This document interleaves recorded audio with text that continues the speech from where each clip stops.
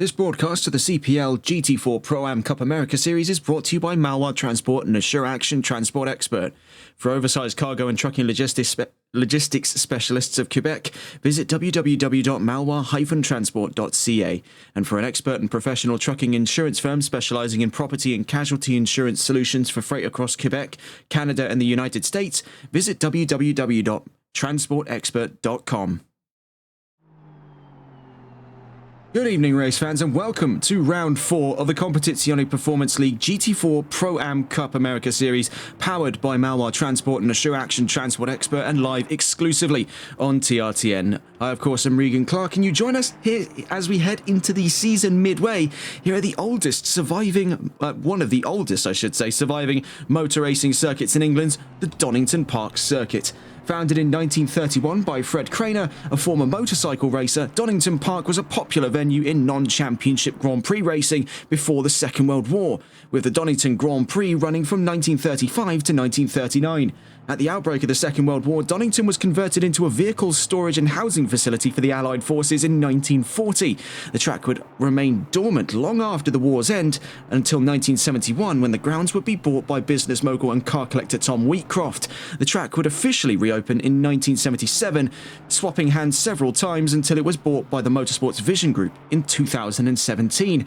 In the modern day, it consists of 12 turns and just under 2.5 miles of FIA Grade 2, and Donington hosts races for World Superbike, the British Touring Car Championship, British GT Championship, British Superbikes Championship and FIA TCR UK.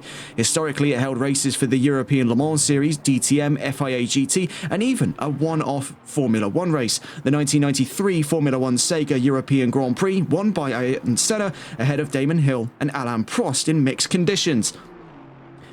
The track had one of its more notable chapters carry out over the course of the end of the 2000s, where it clashed heads with the Silverstone Grand Prix circuit to be the next in line to host the British Grand Prix. Due to the 2008 financial crisis, Donington failed to secure the funds necessary, and Silverstone would win the contract in December of 2009 for 17 more years of hosting. That would bring it up to 2026, which, as of recording, is next year. Silverstone has since clarified that it has now re-signed the contract and will hold on to the British Grand Prix until 2034, renewed right before the end of its 17-year-long tenure, I should say. We're on board here with Richard Cecil as we head into round 4 of the championship, and as mentioned, we're into that season midway here as we head to the Donington Park circuit, back into the double stint format as well, so 2 30-minute races and 2 10-minute qualifying sessions on the charts for today. And what a circuit then to have that format return after Suzuka, a very close end to round 3, by the way, when we had 3 of our podium sitters, all 3 of them, as a matter of fact, looking back into last week's results, that being Lebay from De Tosto and Battiali, finished just over a second from one another there from start to finish in one of the closest fights to the front we've seen this so far this season, and also one of the closest fights we've seen ever here on TRTN.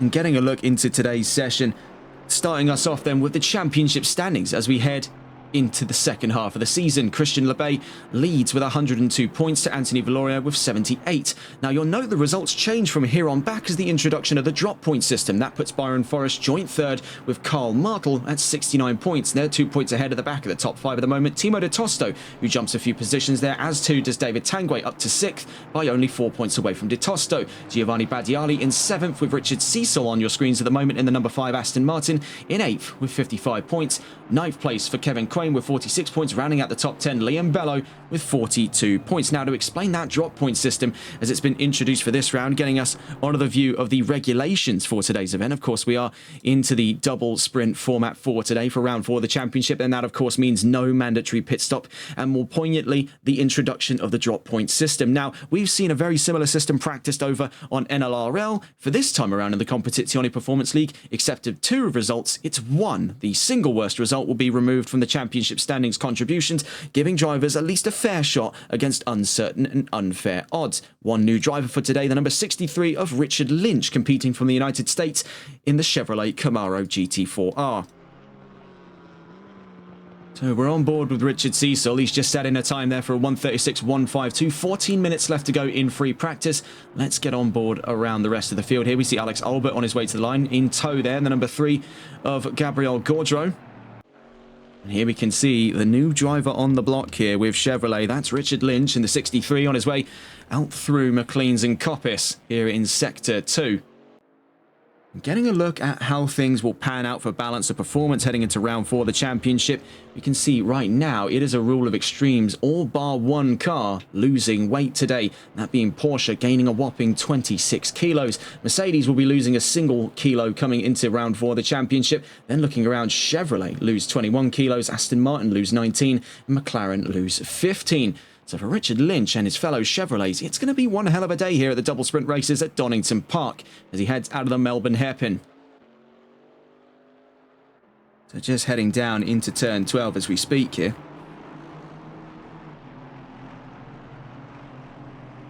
As mentioned back in Suzuka, that last round was quite the hair raiser all the way to the line there. 3 drivers all battling it out for the lead, all finished just over a second from start to finish there, from first to third. One of the closest fights we saw there between Lebay, De Tosto, and looking at the back of that podium as well with Badiali.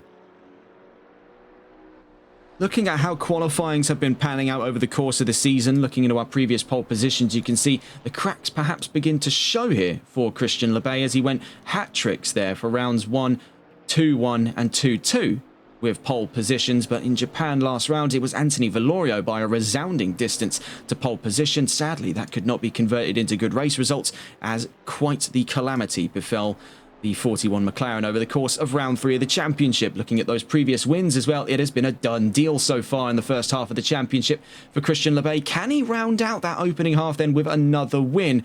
Or perhaps another 2 wins today in the Donington Park circuit? Only time will tell us different. We're on board with Richard Lynch as he makes his way down the Starkeys straight on his way to turns 9 and 10 at the S's. Of course, this is the full layout circuit, which is one of 2 configurations used in the British Touring Car Championship, the other being the National, which circumvents the S's for a run straight from turn 9 to where turn 12 ends at Goddard's Corner. As we head down here into the Melbourne hairpin, turn 11, ironically, is a squared off double set of corners, but only counts as 1. As we head here down into the final corner at turn 12 at Goddard's.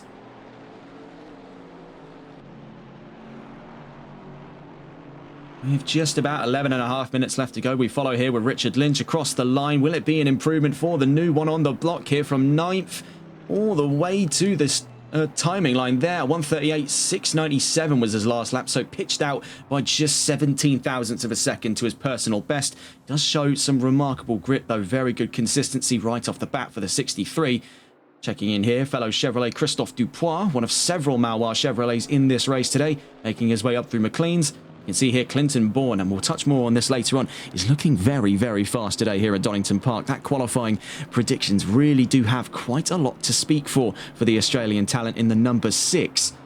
Right now behind him there, Giovanni Badiali, one of 3 in last round's fight for the podium. Or more poignantly, for that race lead right at the very, very end of Suzuka's crazy round there, round 3 of the championship. John Prine with Andrew Veldkamp right in front of him there on their way down towards Goddard's. The 2 moving over from one another there to give each other space on the next couple of flying laps with just about 10 minutes left to go. We approach the halfway mark of free practice. Looking on board here with Christian Lebay, the man to be, the championship leader, as it were. He has reigned supreme in the last 4 races and last 3 championship rounds. Can he do it once again here with the grid continuing to rise against him? We can see the drivers getting closer and closer and closer. Now sampling some of that qualifying data, I can see that while there is that considerable gap between the top 2 at the moment, Lebay of course being one of them, it does still show great opportunity, especially with the format today, for chances of race-leading fights, especially with how the front row is looking to pan out. But of course, with conditions variable at the moment, we'll see exactly how things do pan out in about 9.5 minutes' time when we get on to qualifying today. Out through the old hairpin then goes Christian Lebay. Let's see if we can catch on board with the driver just about to start one of their flying laps here. It's Carl Martel on his way down to Redgate at turn 1. So we're on board with Martel for our tour here, the Donington Park circuit, and a real jewel of the MSV lineup right up there with the likes of Brands Hatch. So immediately down a crane of curves, of course named after the founder of the track, down towards the old hairpin, turn 4. Very easy to run wide out through there, as we've just seen from Carl Martel, but he picks up the pieces here for the run up through Starkey's Bridge, turns 5 and 6. Very easy for drivers to get side by side, even harder still for them to keep it here as we head into a very sharp right-hand turn at the top of the hill here at McLean's. Fun fact, if you visit the Donington Park circuit, you can see all the way from Redgate down to McLean's if you position yourself right on the inside hills. Up through Coppice, then turn 8, a very awkward double apex corner to bring us here to the Starkey Straight on our run to the S's. Now, normally drivers will hold the left-hand side of the road if they're on the national circuit, as mentioned before, because they'll be taking the chicane to the right. We'll be taking the chicane to the left here at the S's. Turns 9 and 10, the even sharper of the two. Up towards the Melbourne hairpin. Now, we've seen drivers attempt to go side by side through here when we've last visited Donington, and while it may be a real risk for drivers to do it, it is not impossible. We've definitely seen drivers give it proper gung-ho attitude into turn 9 and 10. Out through turn 11 then is where often they can solidify that move at the Melbourne hairpin. Then to Goddard's at turn 12 to bring us to the end of the lap here, courtesy of the 99 of Carl Martel, a comprehensive tour of the Donington Park circuit. So that gives you just a little bit of an inclination as to what to expect here. 12 turns and just under 2.5 miles of FIA Grade 2. Could have been in its heyday FIA Grade 1 had it not been for pesky financial crises. Out through turn 1 then. I've got to say, looking at the proposals that were submitted at the end of the 2000s for the early 2010s, and that was the proposal for the 2010 British Grand Prix, I'm not so sure that I would have liked to have seen Donington turn into what Silverstone is today. I think part of the mystique of this track would have been lost in Formula 1, and I think being only ever able to host one round of Formula 1, and that was right in, some could argue, its golden era in the mid-90s, may have been the better chapter to leave things off with open wheel racing and Donington Park. But that's not to say it doesn't host any. Donington Park is a destination, of course, for GB4 and GB3. It's been the testing site as well for GB4 over the last couple of years, and that's the regional division for Formula 4. That's hosted by the MSV Group itself as an offshoot of the standard formula structure normally enforced by the FIA. Down through the S's we go then with Martel.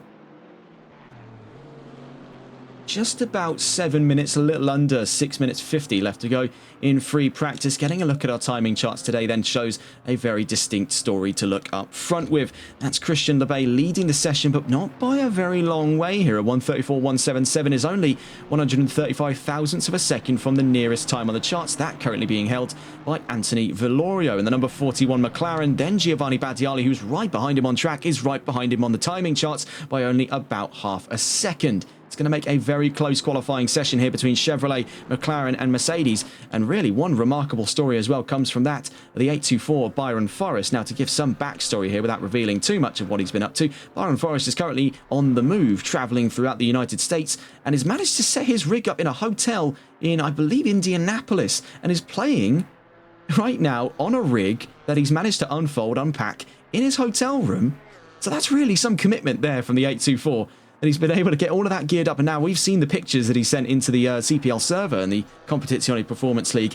That he's been able to manage to rig up his TV, hooked all of it up to the Xbox and to his rig, and he's somehow turned his hotel room into an impromptu racing rig room. And really, that is quite the level of commitment that we expect to see here in the Competizione Performance League. Come rain, shine, hail or high water, the drivers are going to find their way. And really, that is quite a remarkable little tale. And not only that, against the tide of that quite detrimental balance of performance package for Porsche today, as we stay on board with Byron Forrest on his way down towards the Melbourne hairpin, getting a look back again at balance of performance. It's 26 kilos for Porsche today. And in spite of that, and in spite of where he is in the world, Byron Forrest is in the top 5, and not by a long way to the top 4, as he's only a few hundredths here from Kevin Quain in 4th position. So really, you've got a hats off to him here. Can he actually equalise, if not go better than the time here of Quain, as he makes his way to the timing lines in the final couple of laps of free practice today? Making his way down towards Redgate doesn't appear to be the case for Forrest, but the level of commitment on display here is unparalleled, frankly. And that is one of the more bizarre stories I've ever had cross my desk in my time as a commentator. I think there's definitely been some real stories of resilience. One that springs to mind is in the NLRL Sunday League. It was James Mason suffered a serious injury to his arm. I think he actually broke his arm, if I'm not mistaken, or his wrist. It was something along those lines, but nonetheless got back in the rig and kept competing over the course of season 1 and actually picked up quite a few solid results despite his injuries. And some of his teammates even spoke to us about it and said, well, dare I say it, that that injury made him faster. It's good to see, even in the current day, even more bizarre stories crop up in the world of sim racing. We're never without an interesting story here on TRTN. So as we draw on the final 4 minutes of free practice, we can see that things have remained in a state of stalemate up in that top three. Badiali by just over half a second to pole position. He's also by about 5/10 of a second, little under actually, as a matter of fact, to Anthony Vallorio's time in second place. As we see Badiali to the line here with Mercedes, he does bring that gap down quite a ways there, now under a tenth of a second, looking in and around the range of 9/100ths of a second between himself and Vallorio's time. So this is going to make a very close qualifying session. And bear in mind, bringing back up that structure for today, for the regulations, it is, of course, 2 qualifying sessions interjected by 2 races. So that's 2 opportunities for pole position. Moreover, that's 2 chances for high-scoring, race-winning points today and to put their name on the chart. Moreover, every driver in their right mind is gunning for that race-winning position, because right now it has been a clean slate for Labay over the course of this season. 4 races in, 3 championship rounds, not a single person has been able to put themselves ahead of the 119. Is this to be the case today with 2 more chances for a race win? Is it going to be another clean sweep for the 119, or could we be seeing the start of a rising star performance from the 41 and the 998? Well, with only a few minutes left to go, not a long time now before the start of qualifying 1. In regards to news this week, we do have some rather interesting news coming out of the world of the Nürburgring, as Max Verstappen is set to make his racing debut at the historic circuit this coming weekend. In his commitments to continue his efforts into endurance racing, he'll be qualifying at the Nürburgring this weekend. And that's going to be a very exciting time here, because it does bring back some of the more old-fashioned attitude we saw in times gone by of drivers already actively competing in Formula 1, being able to step away for a moment, hop into another discipline, and still go hell for leather. So do expect big things out of Verstappen this weekend.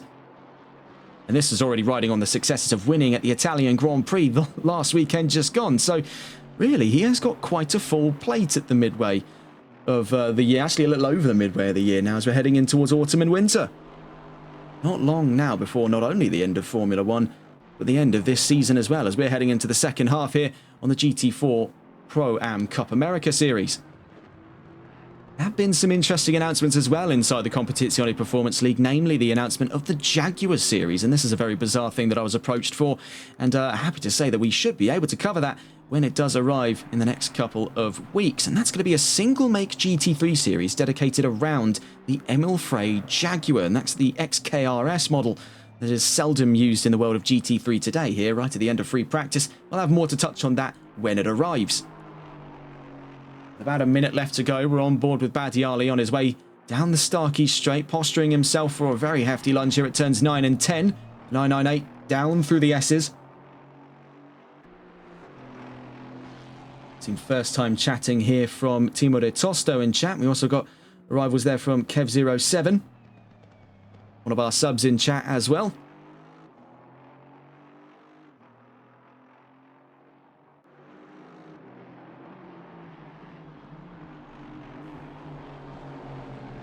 We didn't want to make any formal announcements ahead of time here on TRTN regarding whether or not we'd be able to cover the next season for the Tuesday slot on Competizione Performance League. That will yet be decided, and I'm going to remain deliberately tight-lipped about as to why specifically. That's a private matter, and we'll be able to sort of report more on that. It's just a change in the schedule, really, coming up with real-life commitments and whatnot. So Season 2, I'm not 100% sure if it will be on the charts, but we'll definitely be with you here for the throughout of Season 1 and also into that Jaguar League. Do thoroughly look forward to see where that heads in the Competizione Performance League. Right at the end of free practice then, it's Labay from Villorio, Badiali currently 3rd, Quain 4th, Forest 5th at the end of free practice today. You can see in those 1.3s to 1.4s there just how close things are getting at that midway of the top 10.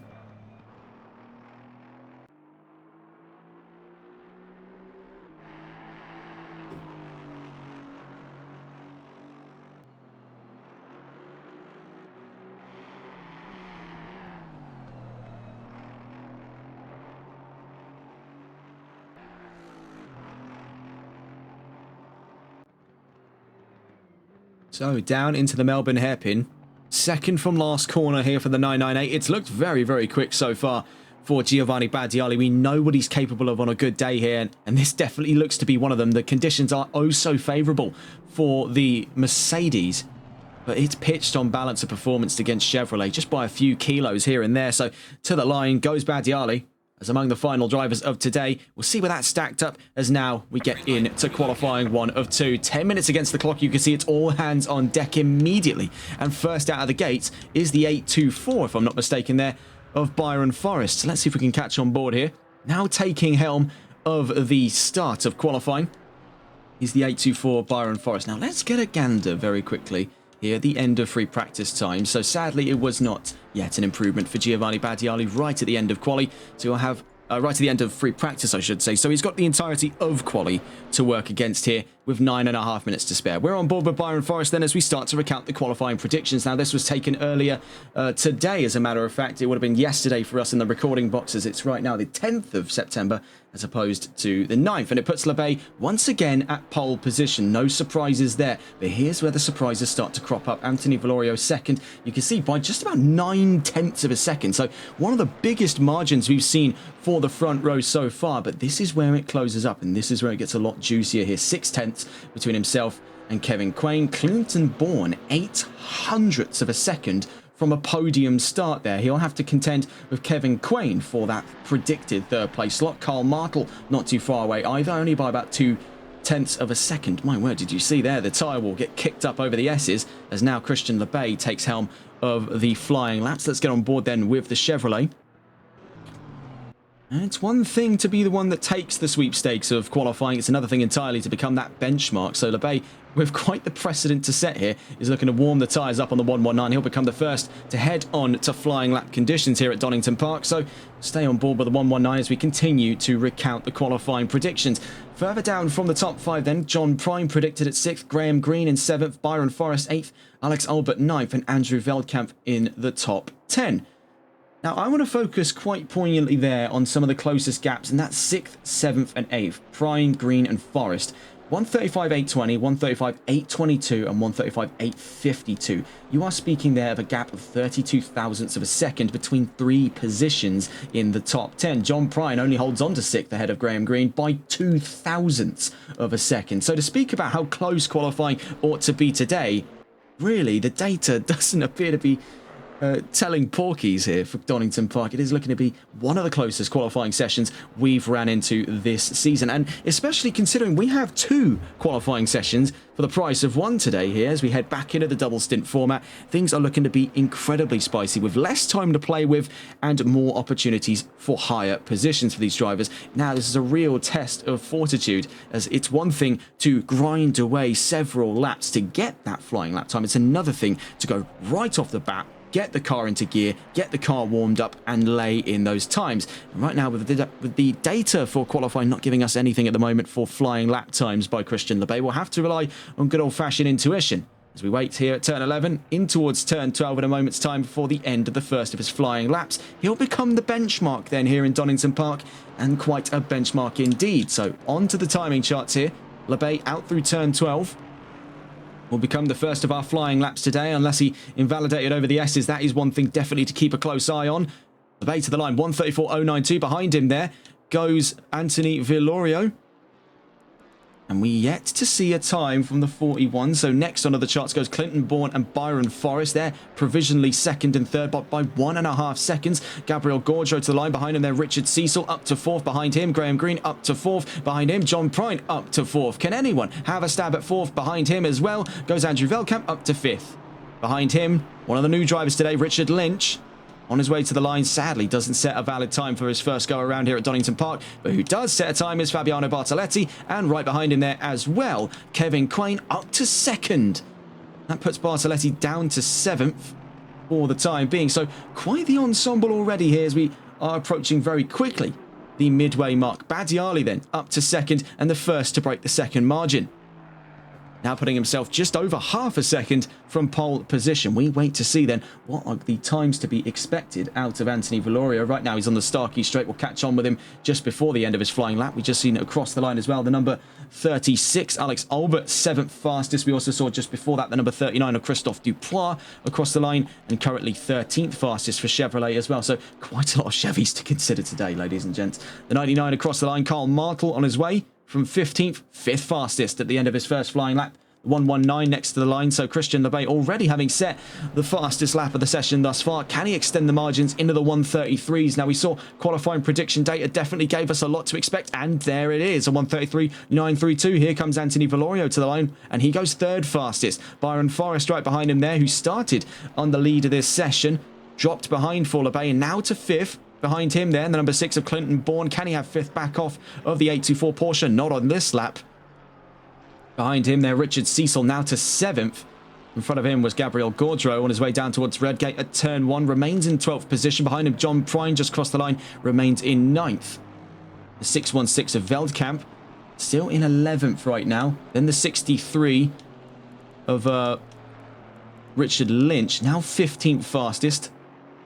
Bartoletti 13th fastest on that last lap as well. The 607 of Kevin Quain fails to regain position of the front row there. He's now at the back of the second row behind Vilorio and Badiali, where he was originally second. So one of the great things about these double stint rounds is just how short qualifying is. We're already well past the halfway mark, only a few more laps left in it. So this is really the closest one can get, without directly enforcing it at least, to a one-shot or hyper-pole style qualifying session. Right now, it's shown that Lebay's definitely done his homework here. He was not looking to leave anything up to chance, and he's looking for yet another pole position after losing out on that in Suzuka last round. Seen there, that's a shift of position, I believe. Yes, it was for Karl Martel. He's now up to 6th fastest. We'll quickly check in here with Lebay to the line. Does he extend from a 33.9? It's a 33.8. Behind him is Anthony Valorio. Now has to make 1.1 seconds if he wants to take pole position. Can't find it on that. That Byron Forrest, the line has to find well over a second and a half here for pole. Can he find 2 tenths to go ahead of Quain? Yes, he can. Behind him, there is Clinton Bourne in 7th position. Across the line, doesn't find anything that time around. Number 3, Gabriel Gaudreau next to the line from 12th. Doesn't find anything there. Richard Cecil from 8th. Does he find anything? Does John Prine find anything on Cecil? No. So a lot of stalemates here. Next to the line, Andrew Veldkamp from 11th. Doesn't find his way into the top 10 there. Has to find about 2 tenths-ish of a second before he can make his way up and ahead of Alex Albert in the 36 Chevrolet. Speaking of, we just had the 26. I thought it was the 36. The 26 has gone across the line. Fabiano Bartoletti with Aston Martin up to 12th. Now sandwiched in between Gaudreau and Veldkamp, just outside of that top 10. Next to the line, as a matter of fact, was who I was thinking of. It's the 36 from the 26 now.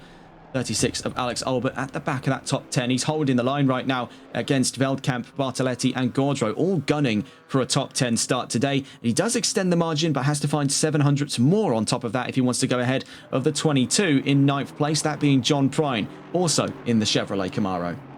Next to the line comes the 99 then. Karl Martel is gunning for a top 5 start. He has to find 2 tenths of a second on Kevin Quain as he crosses the line. Sadly does not find that, but still with 2 minutes in play has got just about a lap or 2 left in the tank here on the 99 Chevrolet. In regards to track conditions, it is right in the Goldilocks zone here. 23 degrees on track.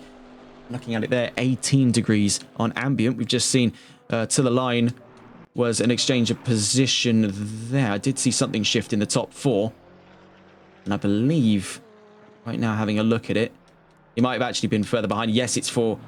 where was the shift that? I saw the drivers change there. We have actually seen there a swap for position. It was Richard Cecil on Clinton Bourne. Whilst I was just reading the weather, I did see the icons there in that top 4 shift. Right now, Valorio now 2nd, Badiali now 3rd, Byron Forrest up to the top 4 then, and up and ahead of Kevin Quain, who's on his way to the line. Can he reclaim 4th off of Forrest? Yes, he can, and opens the taps there from what was a 600th of a second margin. Now opens it up to 4 tenths, and is very close to finding himself within that 1 second margin. Across the line there went the number 998. That being Badiali, trying to close the gap here. Needs 2 tenths of a second to Valorio. if he wants that front row start. Now, both of those drivers, and Quain with them as well, will all be gunning for the lead of that race. That is going to be an ultra hostile zone to be in. All of those drivers. Now, we've seen enthusiasm like this before for the front row, and we saw this actually not too long ago in a very poignant start at the Nürburgring at the NLRL Sunday League in Season 3, Round 6, that we covered only just a few days ago, and that was quite the hectic start there. Donington does give ample opportunities for even more hectic starts, especially down at Turn 1, where it's super easy to run off at Redgate. That's something the drivers will definitely have to consider over the course of Race 1. Bear in mind, they've got the opportunity to do this all over again, so that drop point system will be working overtime here in the first proper showcase of what it can do. Right now, Labay settles in for pole position. Villorio throws the towel in, will remain in second. Badiali stands to reason here to be one of the drivers gunning for the front row. Only has to find 0.2 of a second here to go up ahead of the McLaren. Runs out wide, though, meaning this is the end of the line for him.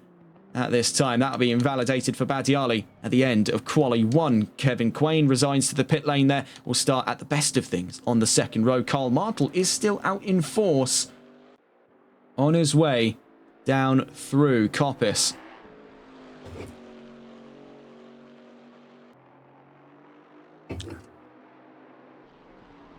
And do forgive me for the slightly more calm tone of voice. I am a little bit under the weather as of time of recording, but again, would always want to make it to one of these races. Donington Park is a fantastic little circuit as well. Having been there myself a few years ago, it is a great circuit to go to. Racing's always fun, facilities are always lively. It is really quite a different vibe to what you get in those MSV circuits than what you get over at, say, for example, Silverstone, where everything is a little bit more formal. These are a lot more grassroots by comparison, and it really does let you appreciate the more grassroots nature the motorsport rose from. To the line then comes Carl Martel, remains in 6th at the end of Quali 1. We have Kevin Quain in chat saying, I will do my best to not be beaten by a guy sitting in a hotel room with his PS5. That is quite a humorous sight there. I mean, all fair play there to Byron Forrest. He has managed to put himself in a top 5 position. I really am gobsmacked by the determination on display here. Bear in mind, he's playing on his rig in a hotel room on hotel Wi-Fi. So that's a real gamble that he's playing with there. But clearly, that hotel has got to have something NASA-esque in terms of a stable connection, because he's actually one of the best drivers here for ping. Having a look at it here, the drivers really struggling are the ones hailing from the land down under, that being Bourne and Green in the number 6 and the number 747. We'll get a look onto that grid in a moment's time. But what a interesting little qualifying session we've had then. Labay by a resounding half-second push there to pole position. And now getting a look at the grid behind him. So Labay, of course, starting from yet another pole position. He reclaims the mantle after Villorio took pole in Japan last week. Villorio finds himself yet again a frequent flyer to the front row. The 41 starts in second. Behind them there, an all-Mercedes second row, Giovanni Badiali and Kevin Quain. Then Byron Forrest to the top 5 and alongside Carl Martel to make that third row. In the fourth row, Richard Cecil on a very stoic result there with Aston Martin, and Clinton Bourne in 8th position. John Prine in 9th and Alex Albert rounds out the top 10. Andrew Veldkamp in 11th, Graham Green in 12th position. Fabiano Bartoletti in 13th, Gabriel Gaudreau 14th, Richard Lynch on his first race is in 15th and ahead of Christophe Dupois.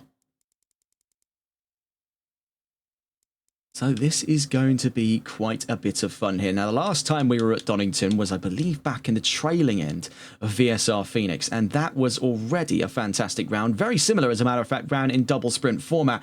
So now with GT4s on the field, as opposed to GT3s, and a completely different grid, most of whom hailing from the United States or Canada, a North American crowd, as opposed to the predominantly European sensibilities of VSR Phoenix. We'll see, can they do it different over in North America? Or are we going to see all to the same, some of that recipe for destruction that we see at Donington Park time in and time out?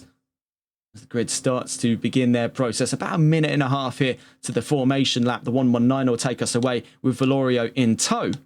And Badiali and Quain making that second row again. I want to focus quite heavily there on that top 5 in qualifying. Labay, Villorio, Badiali, Quain, Forrest and Martel. Now, they're arguing over about 2 seconds here in qualifying.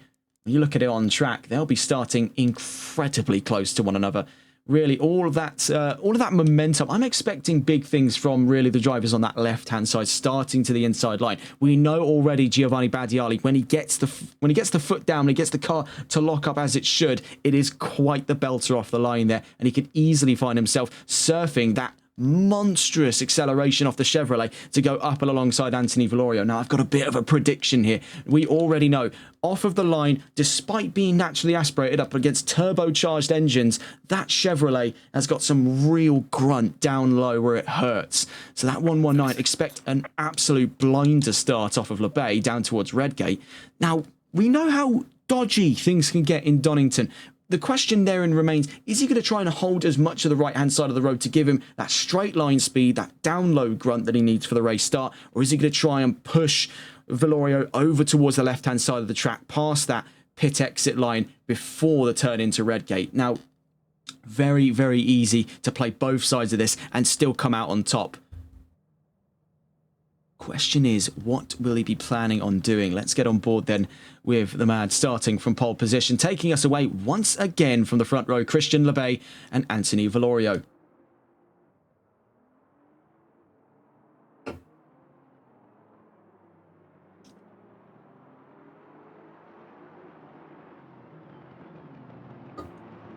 Down into Redgate, and this is what I'm talking about here. It's very awkward because this is technically a double apex corner, so yes, you can hold the inside here. Your opponents running around the long way could easily get around you down at this second part of Redgate here at the end of turn 1. Then into the Craner curves is where things tighten up massively, deceptively tight in this section here. You can see he's already sizing up how close can I get to the curbs here before I start to feel a little bit of pushback from the car. He's sort of scoping out the sides of the track here at lower speed just to know what is it going to look like when we go too wide, perhaps down into, say, for example, the old hairpin, which will just come out of there at turn 4, then up to turn 5 and 6. It's a very windy and tight section here. Opens up briefly for turns 5 and 6. Now, a good send out of the old hairpin and then into turn 5 at the start of Starkey's Bridge can easily get drivers side by side here for a potential loftier lunge on the inside at McLean's. Now, we've seen several attempt it. Very few have been successful, so a clean and decisive move is exactly what's up the sleeves here for Anthony Valorio if he means to take the early lead of today's race. He knows off the line is where he'll be most vulnerable, not only to Chevrolet, but to Mercedes as well. So he's really got to have a few tricks up his sleeve coming into that opening lap. We've seen all too often as well, drivers get quite enthusiastic here. Now, fewer so in the Competizione Performance League, but we know GT4s aren't strictly allergic to it. We had quite hectic starts in both rounds that we've covered so far of the HCCL GT4 Challenge over at the Nürburgring and Monza. We've seen quite hectic starts out of GT4. Just because they're slower machines does not mean the racing gets any less tame, or any less untamed, I should say. It gets any more tame would be the more correct use of words there. The bottom line is they may be slower, but they are not at any degree smoother. So, starting that 2-wide process on a slightly smaller grid than anticipated before. 8 cars either side of it for a 16-car grid today, as we see a bit of enthusiasm early doors here by Giovanni Badiali, perhaps running over his brakes a tad before the start of today's race. So, getting ready for the run out of turn 12 down towards turn 1.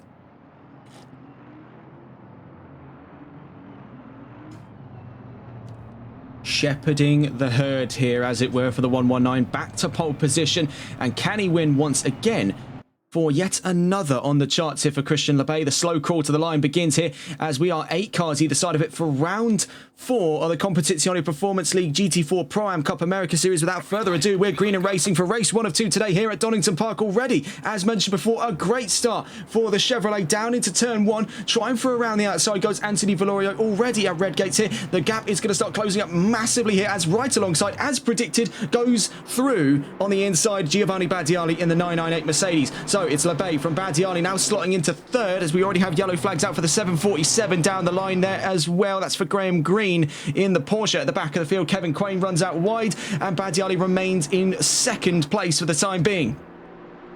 See all manner of thing kick off. Valorio returns to third place. They're now up and ahead of Byron Forrest, who gets an extra position for that race start. Now up to fourth from fifth place, much to the chagrin of Kevin Quain, who's dropped behind quite a way there after running out wide at turn 4. So it's LeBay from Badiali, Valorio and Forrest for that top 4.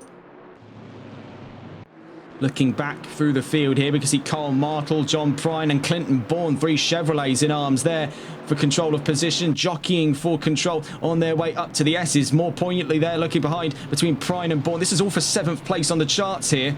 Those two in their own little fight for 8th. So you see here, Badiali looks to be getting into arms in a moment's time with Valorio because he's side by side between Kevin Quain and Richard Cecil. Cecil up the inside on Byron Forrest, by the way.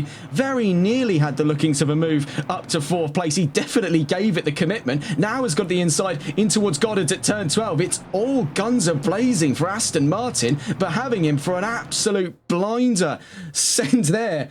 The switchback of the ages for Byron Forrest. Get a look at the second part of that one. Actually get the full move this time around. Oh, what a treat. The replay system finally working in our efforts there.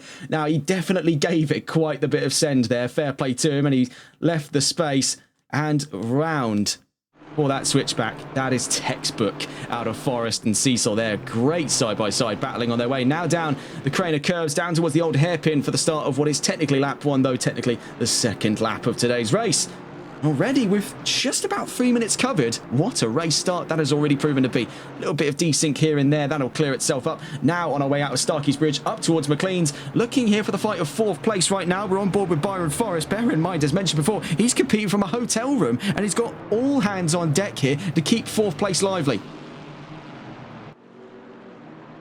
Right behind him there, you can see Richard Cecil and Kevin Quain. Carl Martel now getting up and ahead of the...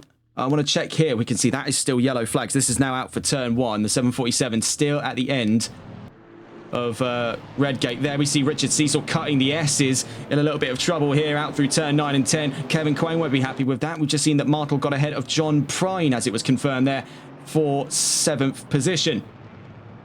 So we're back into green flags as the 747 is yet to budge there. That is still technically a hazard out through turn 1 that the drivers hopefully shouldn't end up befalling the same fate as the 747. We're on board here with Richard Cecil at the back of our top 5 as things continue to plateau inside the top 4. Closest fight there being between Valorio and Badiali. Valorio now up to 2nd, Badiali down, to 3rd place. We missed that out in the meantime. You see here towards the back of the field, Richard Lynch and Fabiano Bartoletti right behind the pair of them. Christophe Dupois all fighting for 13th place down into Redgate. Looking up the order, we can see having fallen down a ways further. I believe that to be, yes, that's Andrew Veldkamp in the 616, now down to 12th behind Alex Albert on his way to turn 4. Clinton Bourne has noticeable nose damage there. Now, the last time we saw him, he was jockeying for position with John Prine, who has now gotten up and ahead of Carl Martel. So something clearly having kicked off in the last lap there between the 3 Chevrolets. Now he finds himself backed on to Gabriel Gaudreau's Mercedes. We're on board at the moment with the Chevrolet, the number 6, one of 2 Australian drivers in this championship. Clinton Bourne had a very remarkable turnaround of fate since his move away from Porsche and over to Chevrolet. Actually, sorry, from Audi to Chevrolet there. Right now, jockeying for 9th. 25.5 minutes left to go then in race 1 of 2 today. LeBay still leads. The 41 of Anthony Valorio holds on to a very close 2nd there after getting it back and ahead of Giovanni Badiali's Mercedes for the top 3.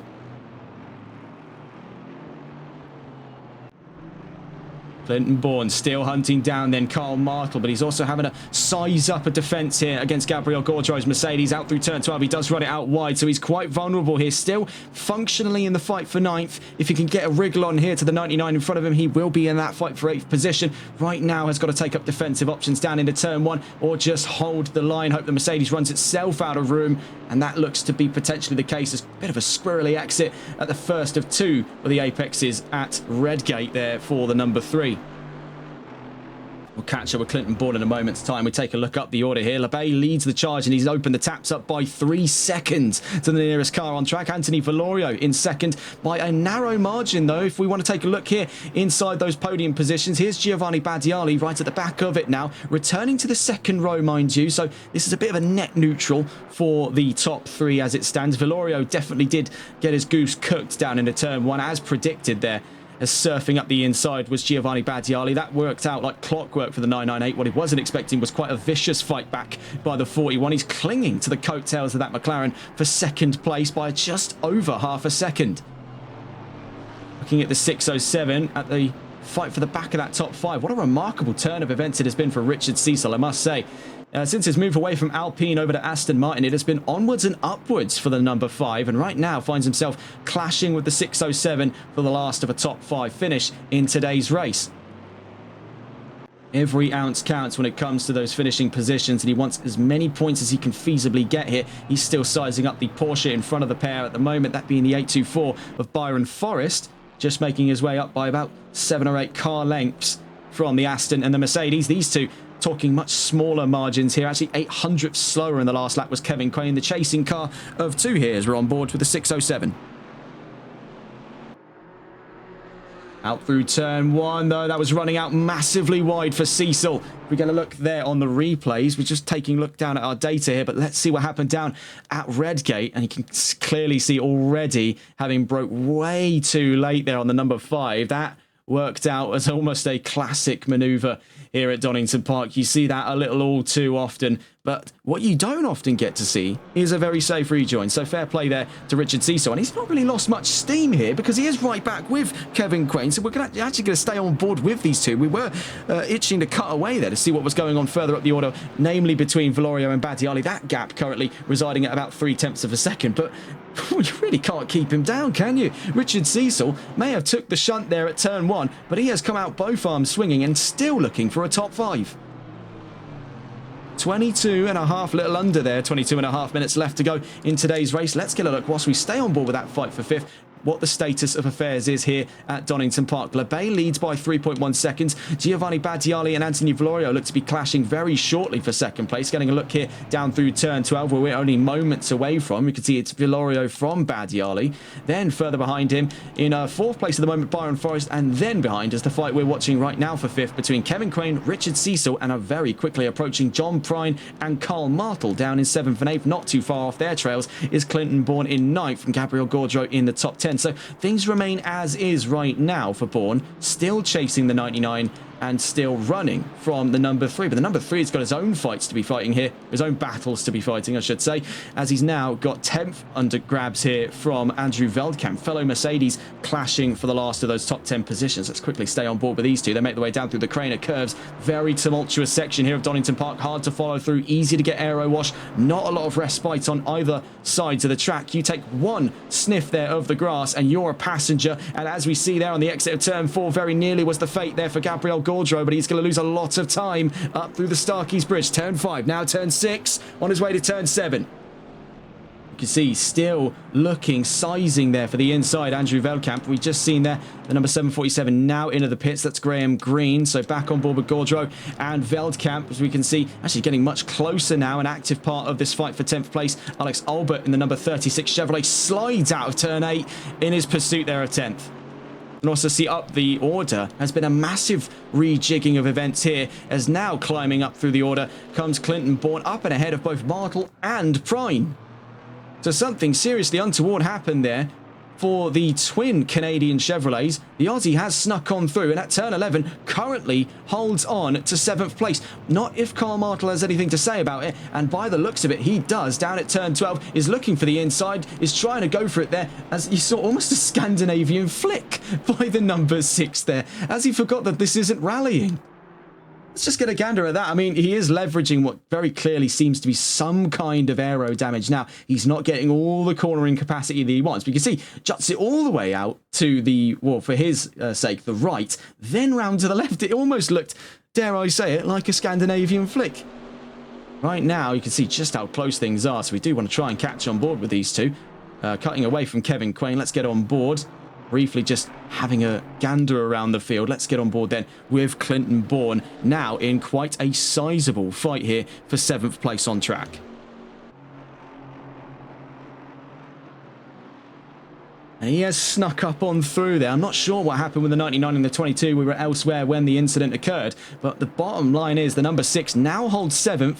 Martel right behind him there, clawing for position. And with just about 19 minutes left to go, we're getting closer and closer to the midway of this race. Things have shaken up massively inside of that top 10, namely for Clinton Bourne, because he's up now net positions from where he started in this race. He started 8th, he's now up to 7th. He's going to be holding on to this position for dear life. Out through the S's, better at the 2 exits though was Carl Martel, looking for the inside at the Melbourne hairpin. What can he do down at turn 11? Clinton Bourne is going to have to dig deep here for a switchback in the number 6. He's going for it. It's a double apex here at Melbourne, but he's just too far away. So up towards turn 12, can he stage another move back to the inside in the number 6? Here we go then, down towards Goddard. Again, the story all too the same. He's too far away, but let's play the long game here, says Clinton Bourne, as he's gone for that late apex again. What does it serve him there out of turn 12? Right now, heading out of this lap, he finds himself a second slower. That is not a great sign for Clinton Bourne. Clearly the damage more prevalent than previously thought. Right now, still holds on to the position he qualified in, so not all hope is lost. We'll catch up with those two Chevrolets later on as we take a look back through the field. We see there the leading Chevrolet of Christian Lebay. We have a look around to see what is going on here for Carl Martel, now having gotten up and ahead of Clinton Bourne. Now opens the taps up to nearly a second. Bourne going wide there in the background. I believe stays on the track. Yes, you can see there the flashes of that distinctively bright green number 6 in the background up through the Starkeys Bridge. Taking a look then back to what the state of affairs was for Gabriel Gaudreau. He did find his hands full there, but Veldkamp's now out of the picture, and into the picture comes Alex Albert in that 36, now up to 11th. Nothing to report then on that fight for the podium. There is much to report here on that fight for the top 5, as Richard Cecil, now into the top 5 ahead of Byron Forrest, has Kevin Quain in his iron sights here. 17.5 minutes to go. We could be seeing a clash between the two AMG powered machines. This is going to be quite the debacle. We've seen these two already get into arms over the course not only of this race but over the course of the championship. This could be quite a juicy one. Down into turn 12 at Goddard's then. Just seen, was it Jason Bush in chat there chiming in with, I love how the MRT card looks like the 18 van. I never looked at it that way before. I was kind of under the impression, now if it shows up on the right hand side, the top right, just under where we are in the world right about now, I always thought it was supposed to be a reflection of the Malois colours of their logo. I never actually thought, oh yeah, it could possibly be the van from the 18. But now that I see it, I don't think I'm ever going to be able to unsee it. So quite the astute observation. Down into the old hairpin, looking for the lead of this race at the moment. So from first down to 5th, it's Lebay, Valorio, Badiali, Quain and Cecil. Cecil having dropped back a little bit there. Now 8/10 off of 4th place, but you've really got to hand it off to him, to what kind of grit he's brought to the table in this fight. Now, the driver watching now from behind, having lost out on his top 5 position, bear in mind the circumstances he's playing against are incredible, to say the least, is Byron Forrest in the 824. Not only is he competing from a hotel room on a rig that he's been able to unfold just in the very cramped space of his hotel room, he's also competing with one of the heaviest ballasts in this championship for Porsche, and right now the heaviest of today, 26 kilos he's playing with, where everyone else is shedding weight. So you've got to hand it to him just as much there as to Cecil, as we see those two getting very close to being side by side in the near future here. We can see that was a bit of an odd run for the 607. I'll have to catch up with them later on because things are closing up now in the fight for second place. Valorio is being caught up by Badiali. The bottom line right now for the lead of this race, it still hangs decisively in the balance for Christian Lebay. 4 seconds up the road. That gap previously 3 seconds. So for Valorio, he's going to have to consider his odds here. How do I continue to find more time here? Less so to get toward Lebay, more so to get away from Badiali. I need that second place in the championship here to be able to sort of stage an assault into that second race and for the championship beyond. We're at the halfway mark here. And looking very briefly onto the calendar as we stay on board with this fight for second, we'll be heading to Imola next, then to Watkins Glen, then to Zolder, then to Misano. So still a lot to play for, still a lot of tracks here where the McLaren could definitely be the car to be, as Chevrolet seems to have been incredibly dominant in the hands of the 119 of Christian Lebay. there will still yet be the time for the European contemporaries to rise through the ranks here and show up the American muscle at the front row.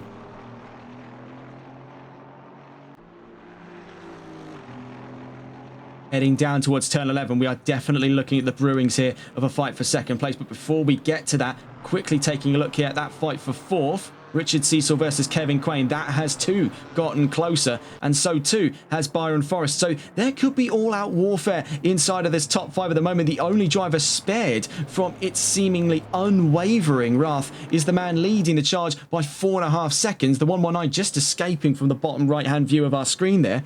That being Christian Lebay. 14 minutes left to go, so we're over that halfway mark into the race, getting a look at where things stand as we're halfway into race 1 of 2 today. Lebay leads from Valorio, Badiali in a very close third right now, Quain in fourth, and Richard Cecil in a very close battle for fourth there. He himself is in the top 5 in fifth. Byron Forrest in sixth, Carl Martel 7th, Clinton Bourne in 8th, John Prine in 9th, and Gabriel Gaudreau rounds out the top 10. Alex Albert in 11th, Andrew Veldkamp 12th, Fabiano Bartoletti in 13th, Richard Lynch 14th, and Christophe Dupois in 15th. A DNF from Graham Green in the 747 Porsche 718 Cayman. Caliber 084 says in chat, it would be nice to see a fight for the lead. Lord only knows that it's only a matter of time before we get to see one of those. For those of you who tuned in last week, what a fight to the line that was, and it wasn't an easy run to another victory for Christian Lebay. Make no mistake of that. He may have held on to his 100% success rate this season, but very, very close was it, hanging in the balance there for the fight of that race win between himself, Timo de Tosto, and Giovanni Badiali all the way to the line. It was not an easy run. I'm just informed their yellow flags were out for the number 3, so that's not looking good for Gabriel Gaudreau, and you can see damage there on the nose of that Mercedes. Something has gone awry for him in his fights there with Veldkamp and Albert and Prine in and around that top 10 position. That's back in the green flags for the time being as he exits Coppice. Nothing that would render his race a moot point here. He'll still be able to get that one to the checkered flag. Getting back on board with the state of affairs inside of that top 5 as we still eagerly await to see what the next chapter of that's looking like. Richard Cecil now having dropped behind away 3/10 as a matter of fact in the last lap alone, to a 1.1 second gap between himself and Kevin Quain. Bear in mind that can all come apart in the span of one lap. Moreover, it can all come apart in the span of one corner. Now looking in the much closer fight for second place, you can see that also having been brought out a little bit there from what was 4/10 is now 8 between Valorio and Badiali. Making their way up through turn 7 at McLean's. Sometimes also accidentally called by commentators McLarens. No, as a matter of fact. And I even made that mistake earlier in my career. No, as a matter of fact, it is not the car you see on screen. That is the corner's name there. It is McLean's. So down to the S's, turns 9 and 10. Valorio with no special livery this time around. We've seen him be a little bit more fashionable as of recent with the 41 over on HCCL, and also in this league as well, where we've seen some special liveries. That number 41 took pole position with a Japan-themed cherry blossom or sakura pink livery in Suzuka last round, and sadly he can elevate that to results of the liking based off his qualifying performance. That drop point system has really thrown him a line there. He's still second in the championship and not by a long way from the leader being Christian Lebay, but that gap is only going to continue to open the more he plays second fiddle to the 119. He just cannot seem to find the same level of performance the 119 is finding. And looking back to balance performance as well, it's not exactly like McLaren is struggling with 15 kilos being shed off their car. They're third lightest for balance of performance behind Aston Martin and Chevrolet. I have to catch up with these two later on as things have now closed up much closer in the fight for fourth. So we're back on board with these two, Kevin Quain and Richard Cecil, who have been giving us theatrics here for the last couple of laps inside of that top 5.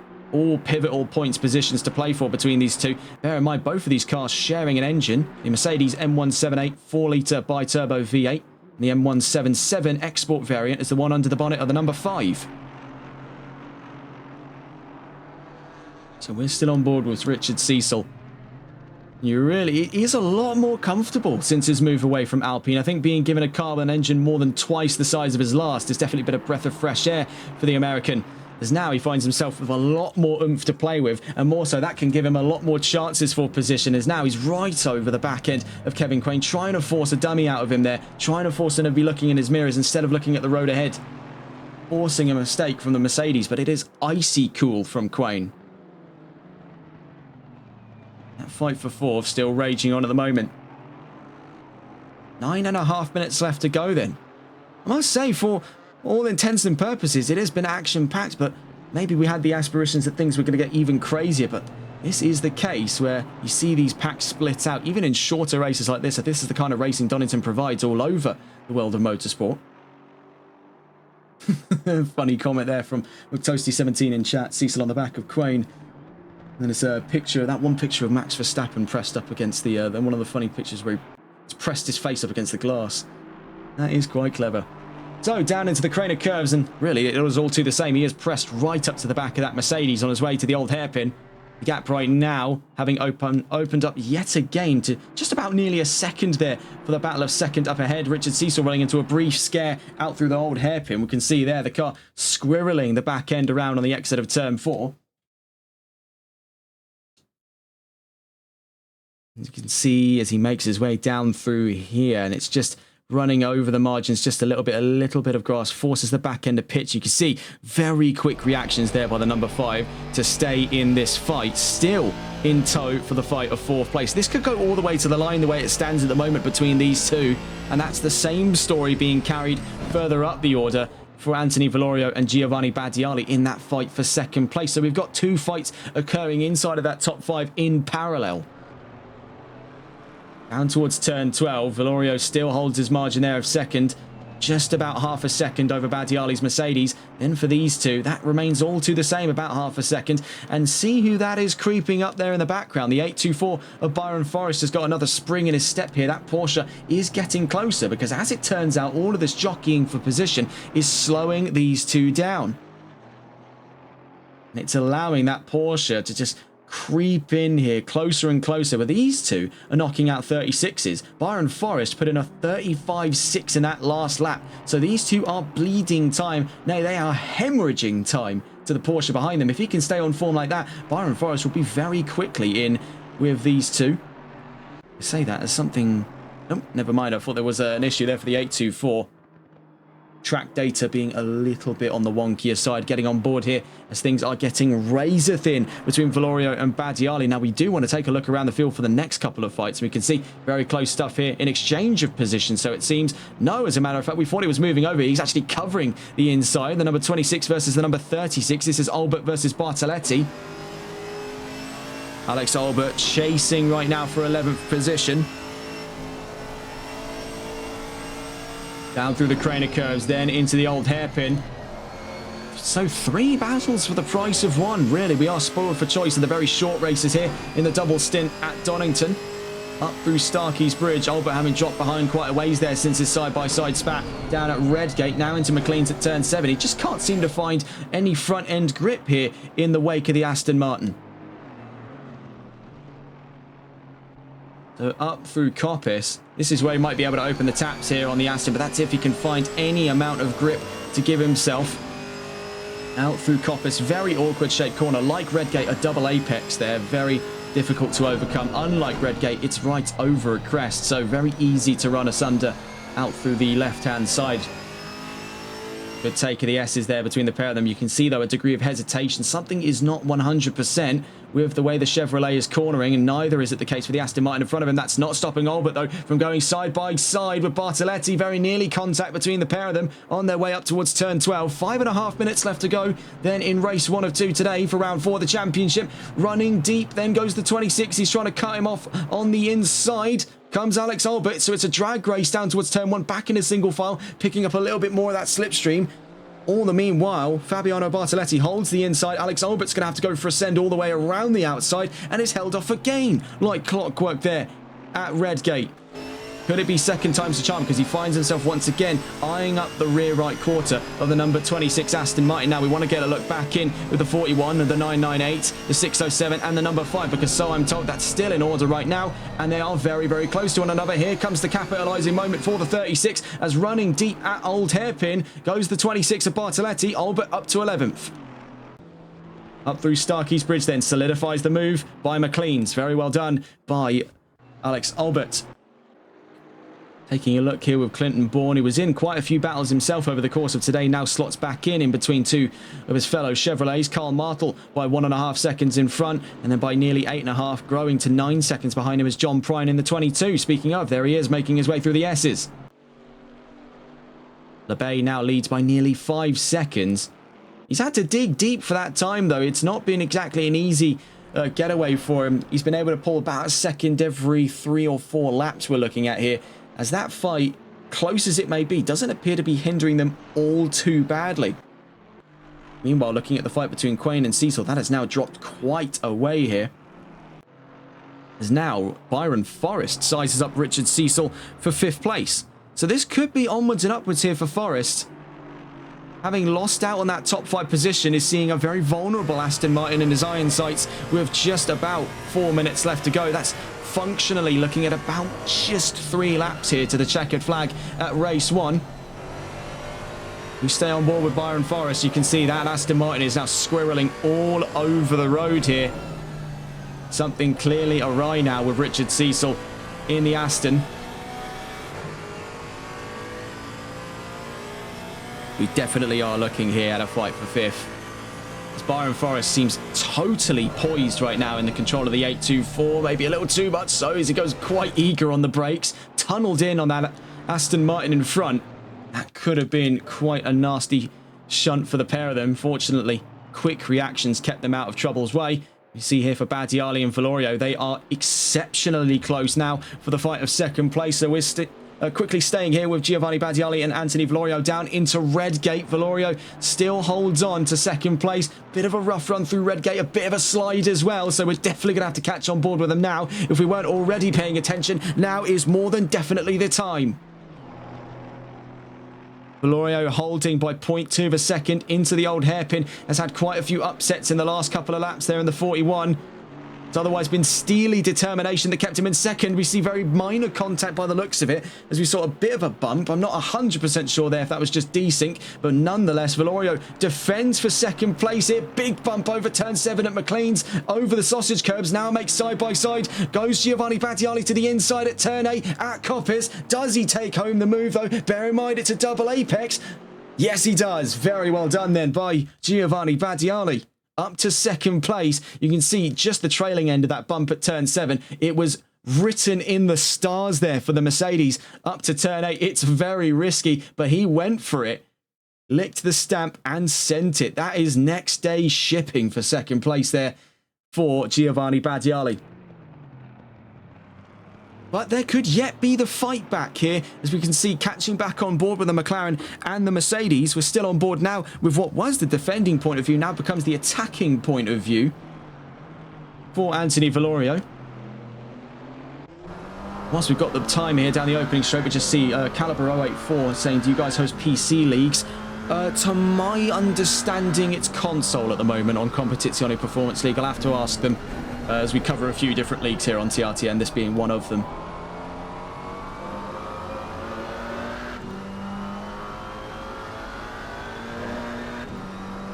So still watching with Valorio.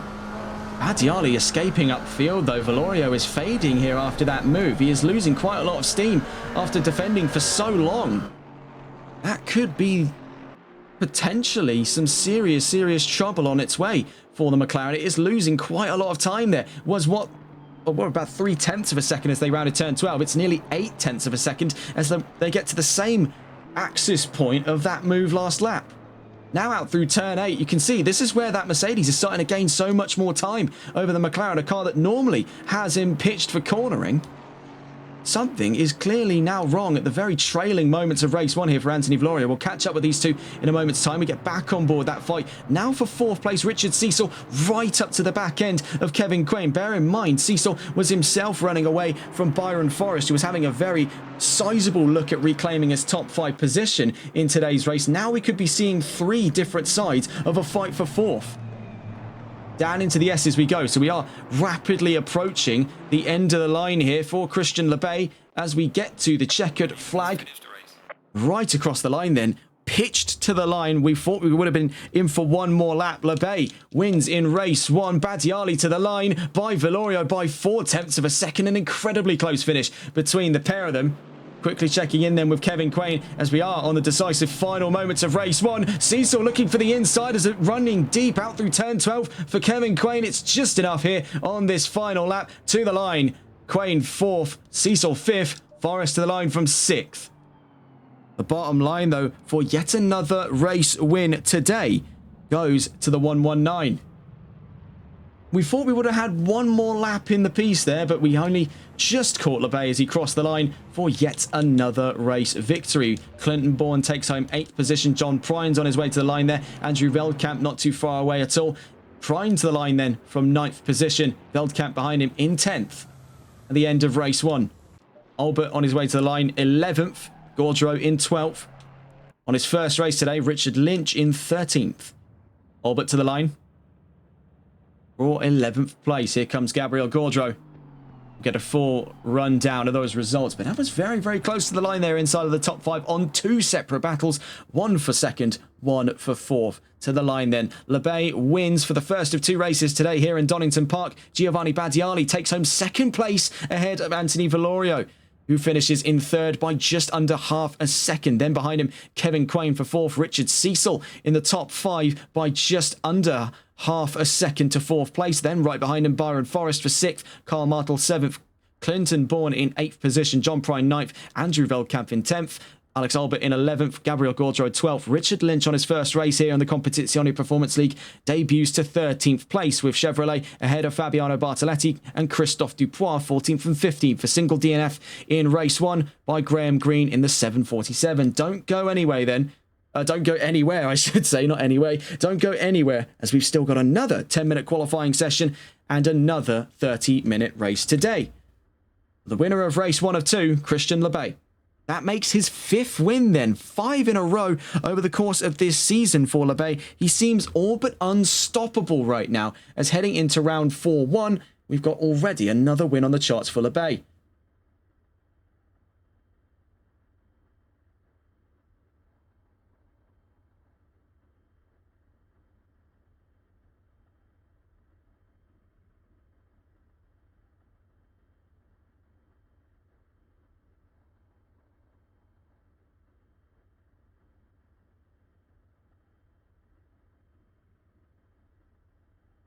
So I'm a little confused as to whether or not it was officially ruled in. Now, there were definitely discussions going on as to the potential introduction of a success ballast for these double stint races. Now, I'm not 100% on if it got implemented, as we never officially got word from race control as to what was going on in regards to that.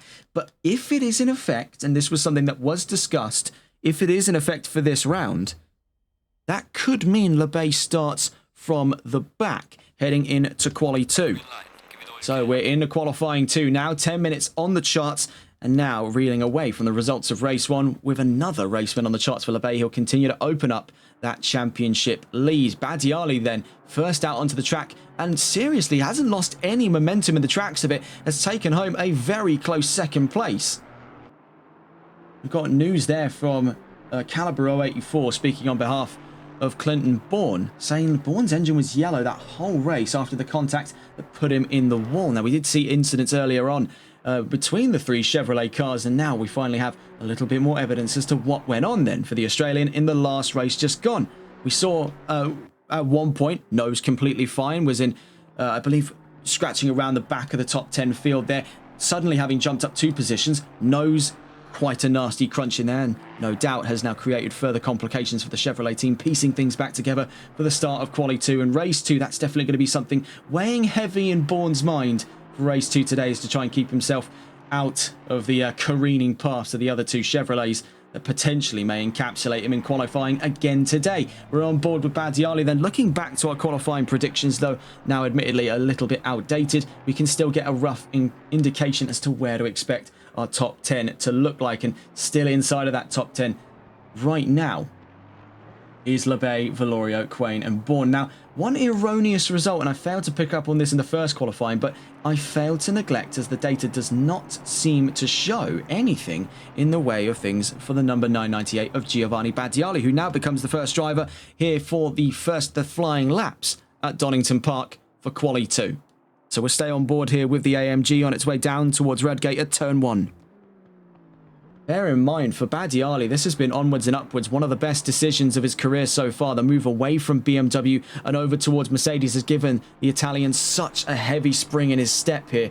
And we've seen already what he's capable of doing. When he can get his hands dirty, he can really get in amongst it and fight for those coveted front row positions. I would not put it past Badiali to be in the position to fight for a race win at some point this season as well, if he's able to get up onto that front row. We've seen his eagerness for combat in the opening lap, already getting up on the inside of Valorio as planned there, as we almost saw written in the stars for a move like that down at turn 1. What could he possibly do if given the front row? One dreads to wonder. He's definitely one of the most capable fighters on this grid. That's not to scoff at the drivers that have been around him on several occasions in race and in qualifying. Valorio and Lebay are two very, very tough customers in this championship. They've been tough customers across our field of coverage. Every time we've seen them, they have brought theatrics to the table, whether by sheer domination or by brilliant standout performances. Badiali is one unique flavour among them.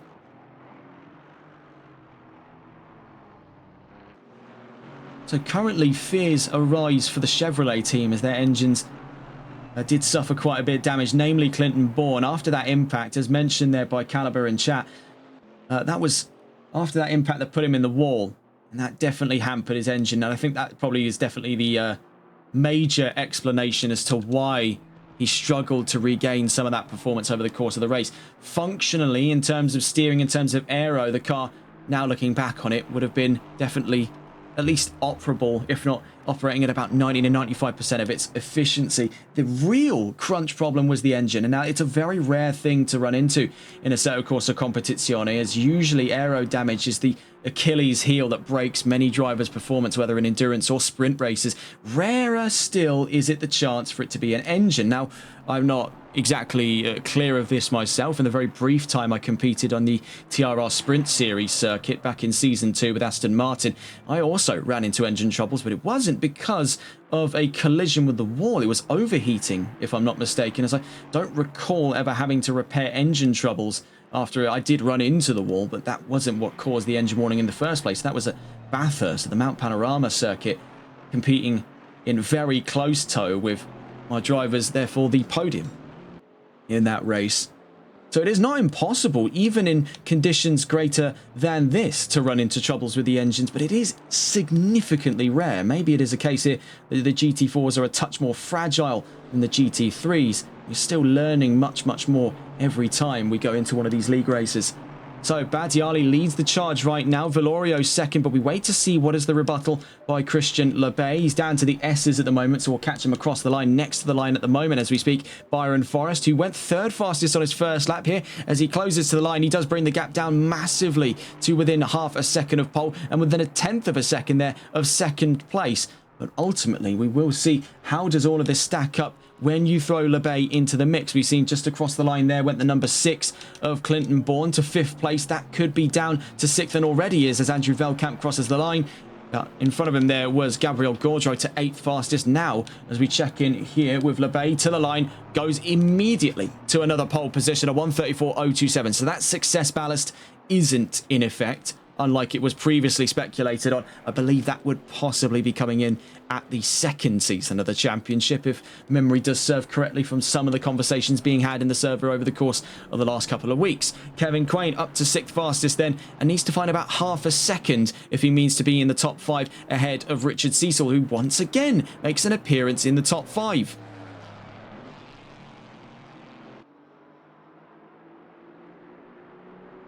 See behind him there, Clinton Bourne, currently 8th in qualifying so far. You can see the margin there between himself and Andrew Velkamp's Mercedes. That is 5 thousandths of a second you're talking between 7th and 8th place. That is remarkably short a gap.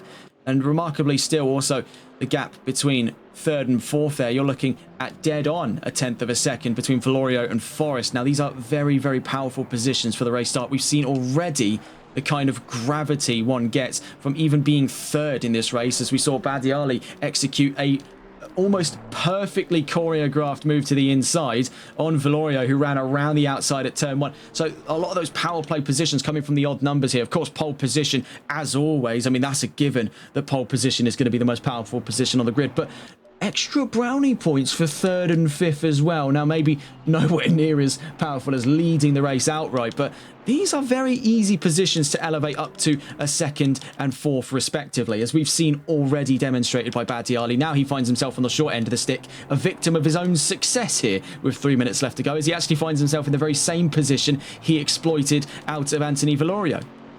Across the line, just gone there was Kevin Quain, up and ahead of Byron Forrest, now to fourth, but he's accidentally given Byron Forrest a bit of a cheekier look to the inside. Now, if Forrest really does throw caution to the wind, as he's equal on time right now with Clinton Bourne down to the 1,000th, 1.230 from pole position between the pair of them here. That is incredible. If they can hold that by the end of qualifying, I will be absolutely gobsmacked.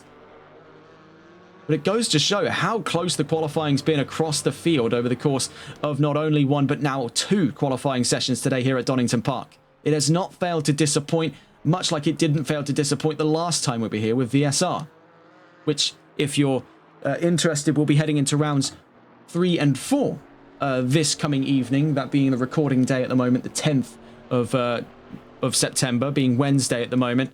We'll be heading there, actually the very same day we're recording for rounds 3 and 4 at the Zolder circuit.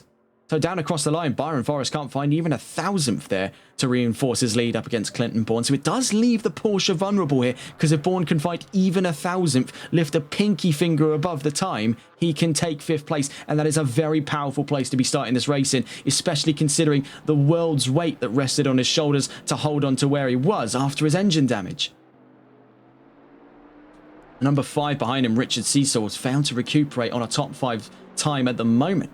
And with minutes drawing in to the end of qualifying, Christian Lebay retires to a leisurely stop in the pit lane, knowing 0.6 of a second may be a bridge too far to cross for some of these drivers. Down to the line comes Giovanni Badiali, so he's got one more in the tank here, one more lap to prove if he can take pole position. Already, he's going to start on the front row, so Badiali is no slouch on the race start, though he has put himself in the same position he exploited to great effect on Anthony Valorio. Will he be so inclined to make the same mistakes now that he knows exactly what he would need to do to take that position? I think he's now already speculating on what he can do to prevent that happening to himself. Playing both sides of the same race start here, a very interesting study indeed by the 998. Next to the line then comes Anthony Valorio, puts himself ever closer to Badiali, but one does question whether or not it may be intentional now for Valorio to pump the brakes here and not take home second place. Yes, a front row start is great, but we've seen already how easily exploitable that second place start is, especially with how fast the Chevrolet is. It is going to create a vacuum on that right hand side of the track heading down into turn 1, and unless you close immediately back into it, you're going to be taken asunder by whoever is right behind the Chevy, that being third place. So Valorio could be exploiting the very same thing that happened to him. We'll only see, though, in a moment's time. Next to the line comes Richard Cecil. Across the line, we'll start the race from 7th for race 2 of today. Behind him, the number 22 to the line comes John Prine, yet to set a time on the charts there, and will remain the same story at the end of Quali 2 today. Very bizarre stuff then. Next to the line comes Giovanni Badiali. Now he's already got a front row. Can he elevate that to pole position? We've seen that it is not impossible to break the qualifying streak of Christian Lebay, as proven by Valorio last round in Suzuka. To the line, he halves his gap, but it's just not enough. Close, but no cigar. Another pole position, so it seems, for Christian Lebay. Next to the line comes the number 39, Christophe Dupois, looking to start up and ahead of Richard Lynch, but he needs to set a time on the charts for that to happen first. So the 39 on his way to the line. And also, like John Prine, fails to set a time on the charts. So what can Anthony Valorio do now? Can he go up and ahead? And there you can see thinking man's game here. As he pumps the brakes, he's into the pits for third. whether or not he had already had it decided in his mind he couldn't find 4/10 on Badiali, or whether or not this has come as the spur of some genius thinking by the 41. Well, it's going to be a very exciting start to race 2 then, because we've seen this extra little element of strategy, how easily exploitable the vacuum from first place is for anyone who dares to be alongside him down at turn 1. We know it's going to take an incredibly ambitious start by Badiali to put himself ahead of Lebay. Moreover, it's going to take an exceptional start to even remotely suggest a defence from the car in third place. He has now become a victim of his own success here, Badiali. So now it is quite a dangerous gambit he plays. Now, a very solid starting position. Let's not scoff at the obvious here. He is in second place. He's in the second most powerful position, arguably, on the grid. But we've seen already how the dominoes fall into place here at Donington Park, and he's accidentally found himself on the short end of the stick. Looking at that qualifying grid then, as we head into the starting field for race 2, here in Donington, to bring us to the end of round 4 and get into that second half of the championship. It's Lebay once again from pole position. Now, can he go 6 on the trot for race wins? He's already 5 in, with last race's result being his 5th. Can he elevate that to 6th? It is going to be an ultra competitive field facing him down to turn 1. So in that second place slot then, a victim of his own success or some mad science in play? Only time will tell for Giovanni Badiali. He lines up in second place in the 998 Mercedes. Anthony Valorio in third place. So these two swapping hands here over the last qualifying session. Now roles are reversed for turn 1. Kevin Quain up to 4th. Byron Forrest in 5th place. Clinton Bourne starts from 6th ahead of Richard Cecil and Carl Martel. So Bourne's goal here of keeping himself clear of his fellow Chevrolets have definitely come true. The number 6 now starting alongside the Aston Martin.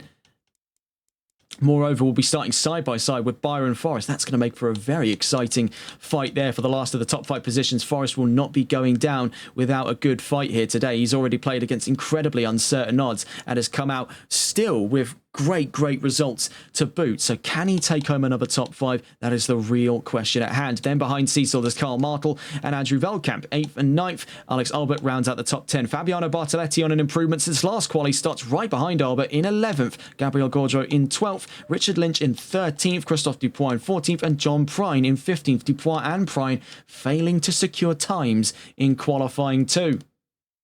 With about a minute left to go.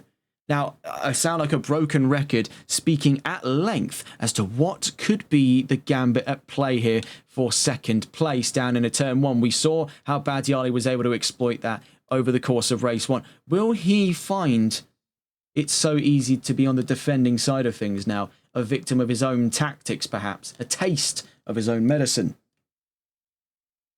Well, we can only talk so many times about it, but with 40 seconds, we're heading towards that 30-second warning in a moment's time here. We'll be getting on board with the 119 to take us away for the second time today from the lead of this grid.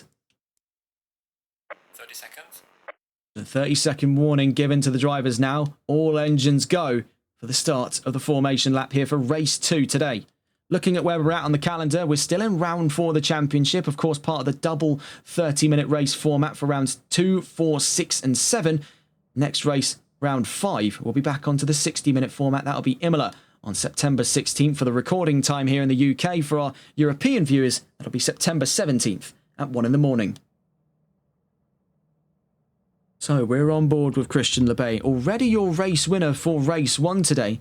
And pole position for race 1. He's going for it all here. He led through free practice. He led through qualifying. He led through race 1. Not a single lap lost under his nose there in the 119. He is going for yet another Grand Slam. He's already gotten through part of the way of it. And he's led through qualifying. Now comes the deciding factor of another 30-minute race on the charts today. Going down through turn 1, you can see Badiali once again scouting the track. We saw him get a little bit handsy down through turn 11 on the first formation lap of today. We can see already the enthusiasm for trying to figure out every variable, every odd being played out in his mind here. Some serious tacticianry going on from the 998 then.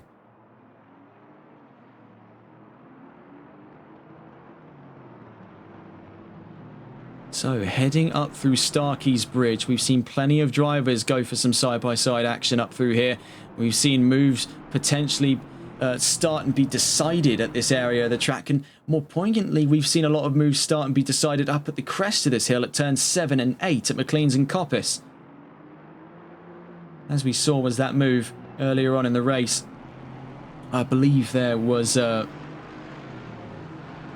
was Richard Cecil, if I'm not mistaken. Richard Cecil and Kevin Quain. I might be mistaken on that front. There was definitely a move up through this section of the track, though.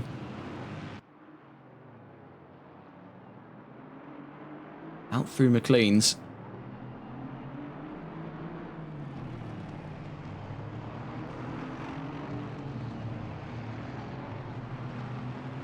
Actually, no, my mistake. It was Vilorio and Badiali. I don't know why I was thinking it was Cecil and Quaid. They were in a fight, though. Let's not make any mistakes on that. They were definitely still fighting over the course of race 1. But no, it was the move between Badiali and Vilorio. I just had to jog my memory a little bit there. And you can see the routine disrespect to the tyre wall being given there by this grid. And it seems to be almost tradition now at Donington Park to see who can do their best NFL football punt over the top bars that aren't there for the tyre wall.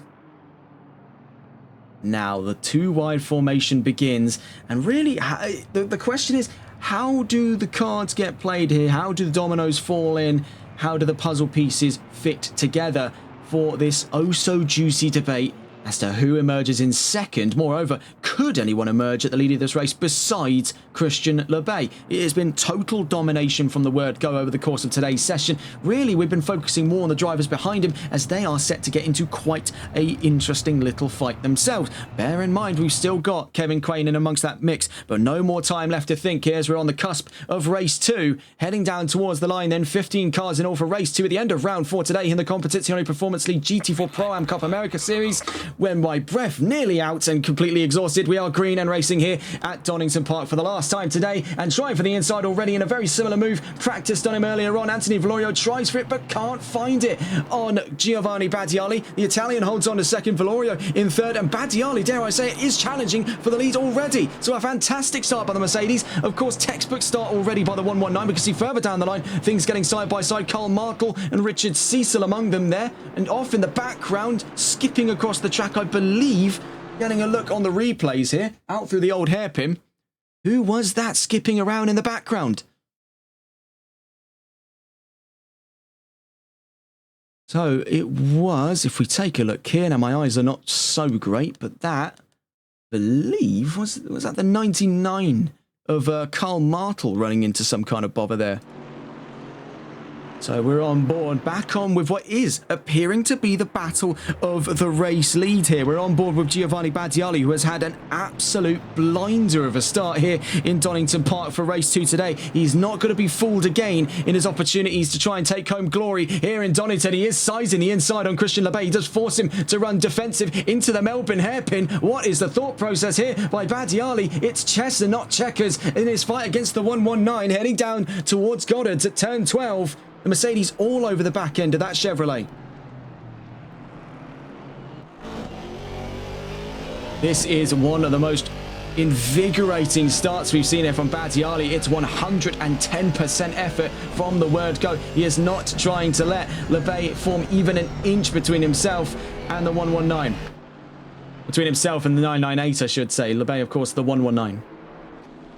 Out through Redgate there, down through the Craner curves, in towards the old hairpin. You can see both of these two surfing off of each other's line there, now starting to form a second gap to third place.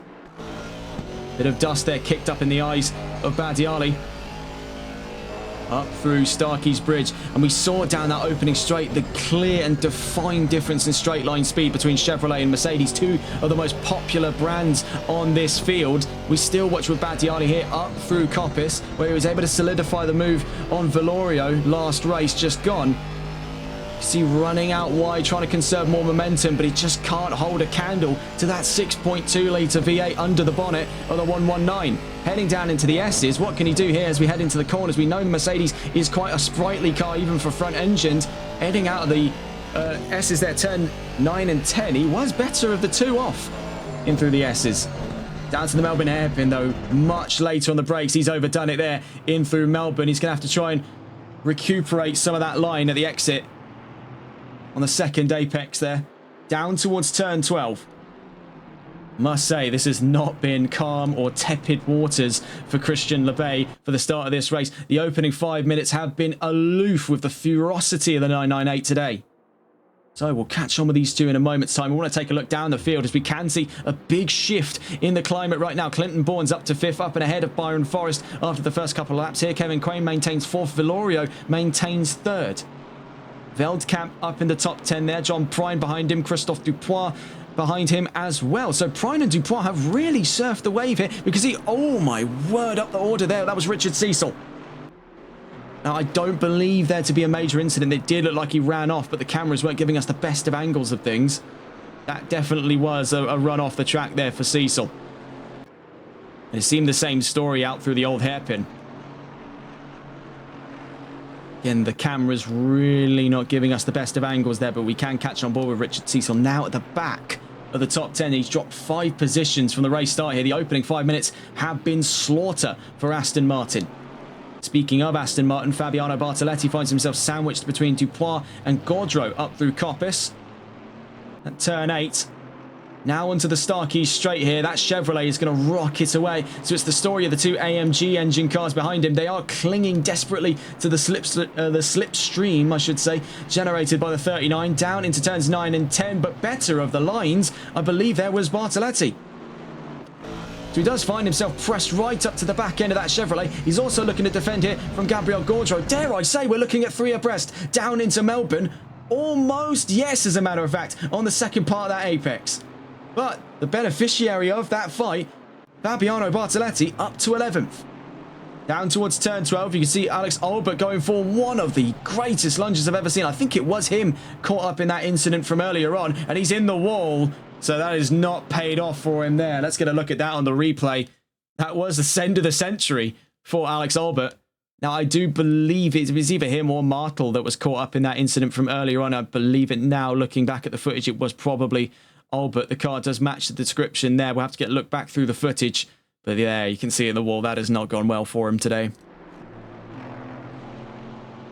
Bartoletti, though, you can say it has been quite a quite a stand-up start to things for the Brazilian in the number 26.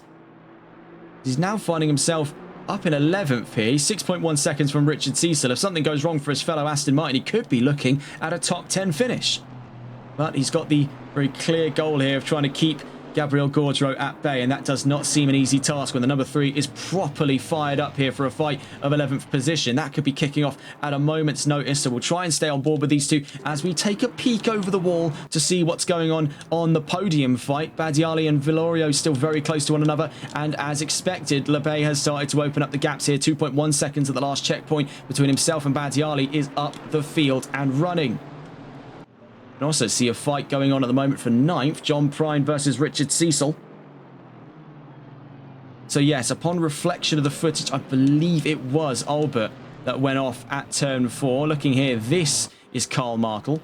You can see where perhaps the confusion starts to creep in. As I believe, yes, actually, I think Albert is out of this race. That is a mighty shame there. Down to 14 cars. Moreover, let's get back on board with the fight we were originally watching on board with, the fight for 11th, Bartoletti versus Gaudreau. Down into turn 1. Gaudreau right up to the back end of the Aston Martin's going to go the long way around at the start of Redgate. Might be able to tuck this in past the second apex for a much stronger line down into the Craner curves. So he holds out a little bit there to give himself a slightly better send for turn 3. Then on our way to turn 4 at the old hairpin, it's Bartoletti. Got him dead to rights there out through turn 4. So you really got to hand it off here to Bartoletti. He is in a very strong position for where things have been going over the course of the last couple of races here. Bear in mind, he's still relatively new to this grid. Is making solid progress, all things considered. Also looking at a potential fight up the order here right now for 8th between Prine and Veldkamp. So an eye on the 22 and the 616. Quickly back on board here with Gaudreau and Bartoletti, and also having a peek over at that fight for the podium. Then further behind them there, as you can see, Byron Forrest was definitely giving it some beans into turn 11 on Clinton Bourne. So we may have to get a look on board with those two in the next upcoming fight here. This is right now scratching around a top 5 finish. Just under 10 minutes then into race 2. And I must say, it has not failed to disappoint here. A very exciting start to the second and final race of today. You can see it is not too far crowd from them as well. Martel, Veldkamp and Prine all very close to one another. I must say, John Prine has been on a real comeback drive there, having failed to set a time in quali, now finds himself inside the top 10. For Clinton Bourne, that fourth position ahead of him hangs in the balance there as he's finding himself in a very uneasy stalemate with Kevin Quain. Whether or not he can gain or lose time really just sort of ends up on a bit of a pendulum here. He's stuck in a very long-winded concertina effect, not one that he's particularly a big fan of right now, especially with the weighing presence of that 824 putting constant pressure on him here to perform for the last of those top 5 positions. It is not an easy position for him to be in. He's in a bit of a pressure cooker environment here on the exit of turn 8. He's got the pressure to try and get up to 4th there because he's being slowly shoved up track by the 6th place car behind him, the 824 of Byron Forrest, because he knows the moment he shows any kind of hesitation, he's exposed his belly there and he's going to drive the knife in and get up into 5th. At a moment's notice, we know how strong the Porsches can be under brakes, and in a track with quite braking intensive attacking points like the Melbourne hairpin, it is prime time territory for Byron Forrest.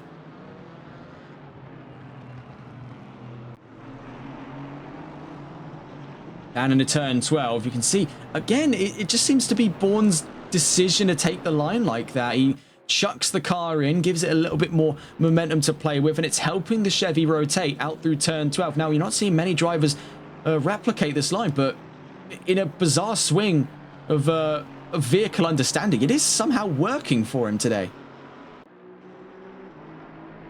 So it is a bit of a bizarre one. I mean, I originally coined it as he was trying to do a Scandinavian flick there, but whatever this madness is, there is method to it for Clinton Bourne, and it is helping him right now because he still finds himself up the road from Byron Forrest. Now, admittedly, that gap is starting to drop mostly through Sector 1, where the Porsche has got tenfold the maneuverability of the Chevrolet. Heading up through Starkey's Bridge, that could elevate very soon to side-by-side action, so we will stay on board here with Clinton Bourne, now fighting for 5th place, as right up alongside him comes Byron Forrest on his way to Coppice. Now, it's contact between the pair of them where we thought it could have been side-by-side. That's gotten very quickly ugly for Clinton Bourne and Byron Forrest.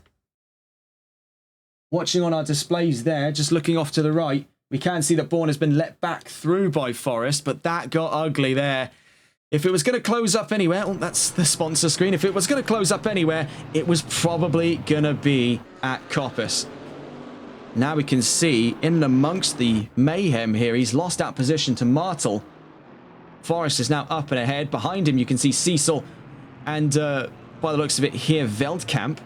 Along with them, John Prine. So as we're nearing the halfway mark of this race, we will be taking a look by and large around that field. John Prine looking for the inside here on Richard Cecil, trying to get inside the number 5's head, but it is steely determination to get up and alongside Andrew Veldkamp. So we're going to have to get on board here with the Aston Martin.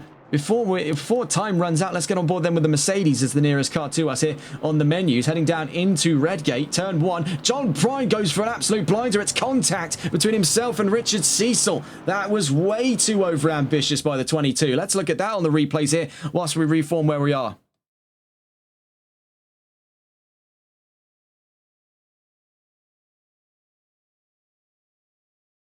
That was a little too over-enthusiastic, in my opinion, there by the 22. That, whether or not he just didn't gauge the brakes properly or if something else was wide at play, that was just a little too sloppy, I think, there. And there's been trouble from the number 5 up ahead. So for Fabiano Bartoletti, one of 2 Aston Martins in today's race, he has got a real opportunity here to see a top 10 finish. 4 seconds now, the gap between himself and the nearest car, the number 5 of Richard Cecil for position ahead. But bear in mind, he's still got that presence there. Gabriel Gaudreau chasing him through turns 7 and 8. So there is still quite a lot riding on the line here for Bartoletti.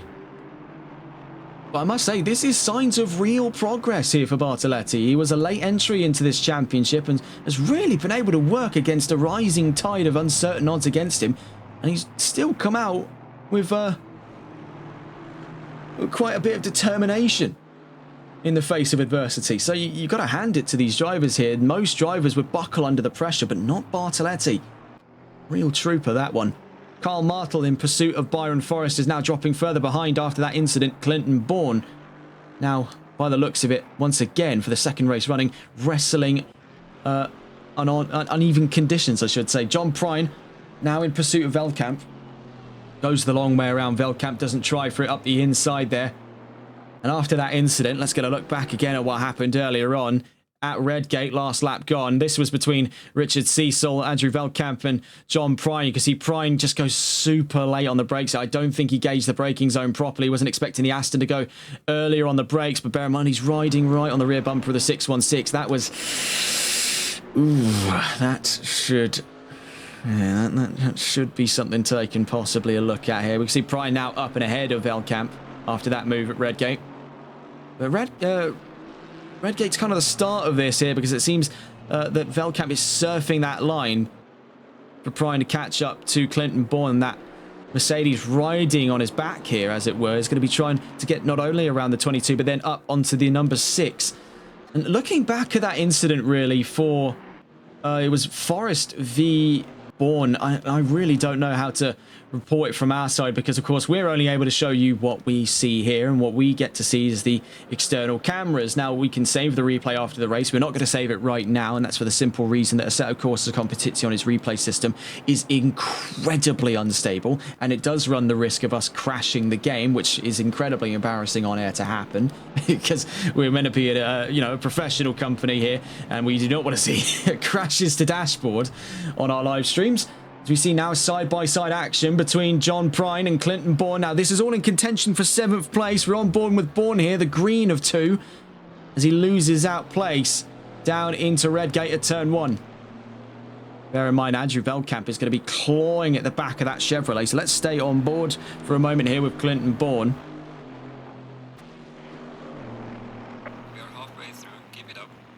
As we enter the halfway mark of this race, you can see that was a lock over the front for the number 6, heading down to the Old Hairpin. Now, let me just get a look at that, whether or not that was just a bit of a rendering error on our part. I just want to take a look at this very quickly, because it could spell some of the problems going on with Chevrolet at the moment. Yes, so you could definitely see there the wheel came to a complete stop. There was no rotation to be found, so there is a front locking problem for the Chevrolets at the moment. We've seen the drivers have definitely been working around it. That could actually give us a little bit more evidence as to what went on in the incident between John Prine and Andrew Veldkamp and Richard Cecil. Down through the S's. Something is not 100% there. Something is not all as it should be for the braking systems at Chevrolet. We can see up the inside then goes Andrew Veldkamp. So Clinton Bourne's going to have to go the long way around to try and defend for it here. He's just run out of road on that very bizarre shaped hairpin. He just can't stage a sizable assault back on. As a matter of fact, runs completely out of room. I think we just saw another front lock there for the number 6, and I think that is Clinton Bourne potentially out of this race today. That is going to bring the yellow flags out for Sector 3 as he calls it quits there on the run-off road. Now, this is actually where the National would join onto the track, but right now seems to be the resting place for a very begrudged run today for the number 6. It has just been calamity on all sides, but he has shown great grit in the face of it. Had a very solid result in that last race amidst the problems he was dealing with. It's just sad to see things come to an end like this, but such is the cruelty of motorsport sometimes, and it's his decision, and his decision alone. And oh, hang on, was that maybe spurs of motivation I saw there for the number 6? Something wasn't right, so he clearly pulled it to the side of the road to repair whatever was going on, and has decided, no, actually, I won't throw the towel in. I'm gonna see the checkered flag. And that's the story of Clinton Bourne, ladies and gents. That is grit, that is determination, and frankly, we need more of it. I mean, already we've got some promising stories of grit and determination. I mean, look no further than the man he got into Spurs with. That was Byron Forrest, who's competing from a hotel room in his rig that he managed to sort of jerry-rig set up in a hotel room with, I believe, an Ethernet cable. So I have no idea how the logistics of that is working. Yeah, Caliber in chat saying maybe hardware, he don't quit. So you seem to know Bourne better than I do, and I'll take your word on that. And really, we've seen it several times from Bourne. He's just not the kind of person to give up in this championship. So why start now, really, being that point? So it definitely could be an indication of hardware. That would also explain why he's been struggling with that Chevrolet since the incident, because I don't think a knock like that, looking at it at Coppice, would have been in real life, absolutely. That's, you know, that's different. But I don't think a knock like that in this game would have been enough to properly upset the car. You could definitely make the argument the tyres were feeling a bit sore because they slid half, you know, the car was at its side there, sliding up the grade 2 on the exit of turn 8, but a tiny flat spot like that is not going to create catastrophic events down the line here. I mean, this isn't a chain reaction we're talking about here. It's just a bit of a bump and run we saw down at turn 8. Now, of course, the stewards will investigate that. That's their responsibility, not ours here. We only saw part of what we saw. The drivers, of course, they know they've got all the angles there. Looking back at that, I think it was a case where I don't think Bourne was expecting Forest to keep to the inside there. We know that for Coppice as well, it's a corner you've got an early apex on because it's a blind crest. That first bit, you just go up on the right-hand side. So I don't think he was expecting the Porsche to still be there when he committed for the move. He was expecting the Porsche to lay off him. Forest felt that he had the line. Looking at it there, it's a tough one. And I'm not even going to begin to start pointing fingers as to who's to blame there because in my books, we've seen this happen a few times already at Coppice, both in real life and in the virtual world. It seems all too same the argument. The driver did have the look of the inside, but the argument could be made as to whether or not it was safe to do so. The drivers, of course, they're always going to jockey for position. These are people still coming out here, no matter what time in the world it is, to compete under the veil of motorsport, and ultimately you end up in these too hot to handle situations where drivers clash on track. It's just a part of motorsports, ladies and gents, and it's up to the stewards team to figure out who's to blame for that. And I don't envy that job. I really don't. I used to help with stewarding a long time ago now, and I do not envy that task because it is just nightmare fuel. No matter who gets the blame, someone's not happy.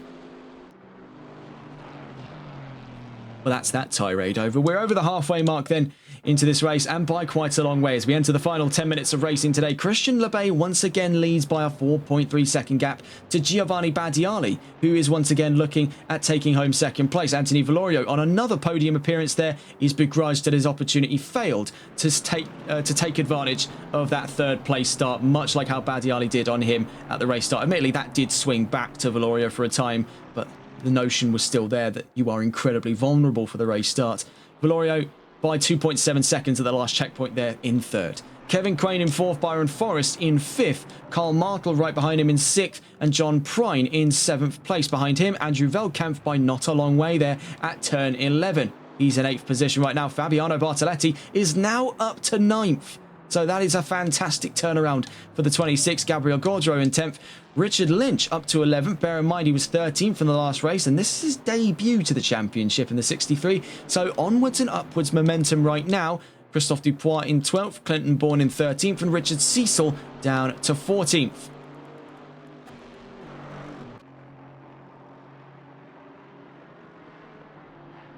As we close in on that final couple of minutes in this race here, it is looking right now at another victory for Lebay. That makes 6 on the trot, if I'm not mistaken. We will have to catch up with that in a moment. The 99 in trouble. That's Carl Martel down the crane. Well, no, actually not the crane of curves there. That's up through Starkey's Bridge, as it turns out. And that has left him increasingly vulnerable to John Prine. You can see the red Chevrolet there, the 22. Making its way up through turn 7 now, McLean's. We're back into green flags then with 8 minutes to spare here at Donington Park, as we could be seeing the emergence of a battle for 6th place. We stay on board here with the defending of two Chevrolets, a wounded Carl Martel in the 99. You can see once again damage on the nose of that Chevy. This place just really seems to be the kryptonite of some of the Chevrolets on this field. Not the 119 though. Lebay's done his homework here. He's not allowed Donington to get the better of him. Now, if I had to try and piece together precisely what had gone on in that situation, I had to say there might have been a serious loss of control past the old hairpin, and it's just slingshotted Martel out wide come turn 5 at the start of Starkey's Bridge, and that's where we picked up with him now. He did find himself re-emerging from the right-hand side off of the grass there, but that damage over the nose is not going to be doing him any favours. He might actually find himself in a very similar predicament to Clinton Bourne last race, dealing with engine damage. Now, we don't have the telemetry on hand to relay this information to you, but similar to the same kind of damage we saw on Bourne's car, it would not be out of the realm of possibility to suggest right now that's also engine damage he's dealing with. And that definitely is going to explain here why he's not able to escape from John Prine so quickly. Catch up with those two in a moment's time here. Richard Lynch then has been quite an understated performance. Started off by the end of his first race in 13th. Right now, up a result to 11th. So 2 decent results to kick things off. Now, expectations weren't at an all-time high for Lynch coming into this round. He's coming into this with a very fresh set of eyes to this championship. The number 63, he's kept his head low and he's been rewarded tenfold with the fruits of his labour. Good consistency from the back of the field can still give you solid results, as proven already today by him and also by Fabiano Bartoletti. You can see here, clashing heads at the back of the field, Christophe Dupois and Clinton Bourne. Bourne's up to 12th then, so he's up positions. Despite stopping there at the end of the track, he's already on the mend. So that's a real turnaround for Clinton Bourne. Now up to 12th in this race. We really thought it was going to be a DNF, but he's not willing to back down here. He's going to keep at this until he collapses. Out through turn 8. That is some real comeback. John Prine then clawing closer to his fellow Chevrolet. Carl Martel down to turn 1. Not got the adage of any kind of engine or aero damage, so he is in advantage here. But now he's got the rather Herculean effort of trying to navigate the number 99. Trying to find a room on the inside here on a increasingly narrowing stretch of road here at the Craner Curves, down towards the old hairpin. And we know already the 99 is vulnerable in this section. That's what caused the yellow flags not long ago. Now he's not fooled again. 5 minutes left to go in today's race. We're watching with John Prine.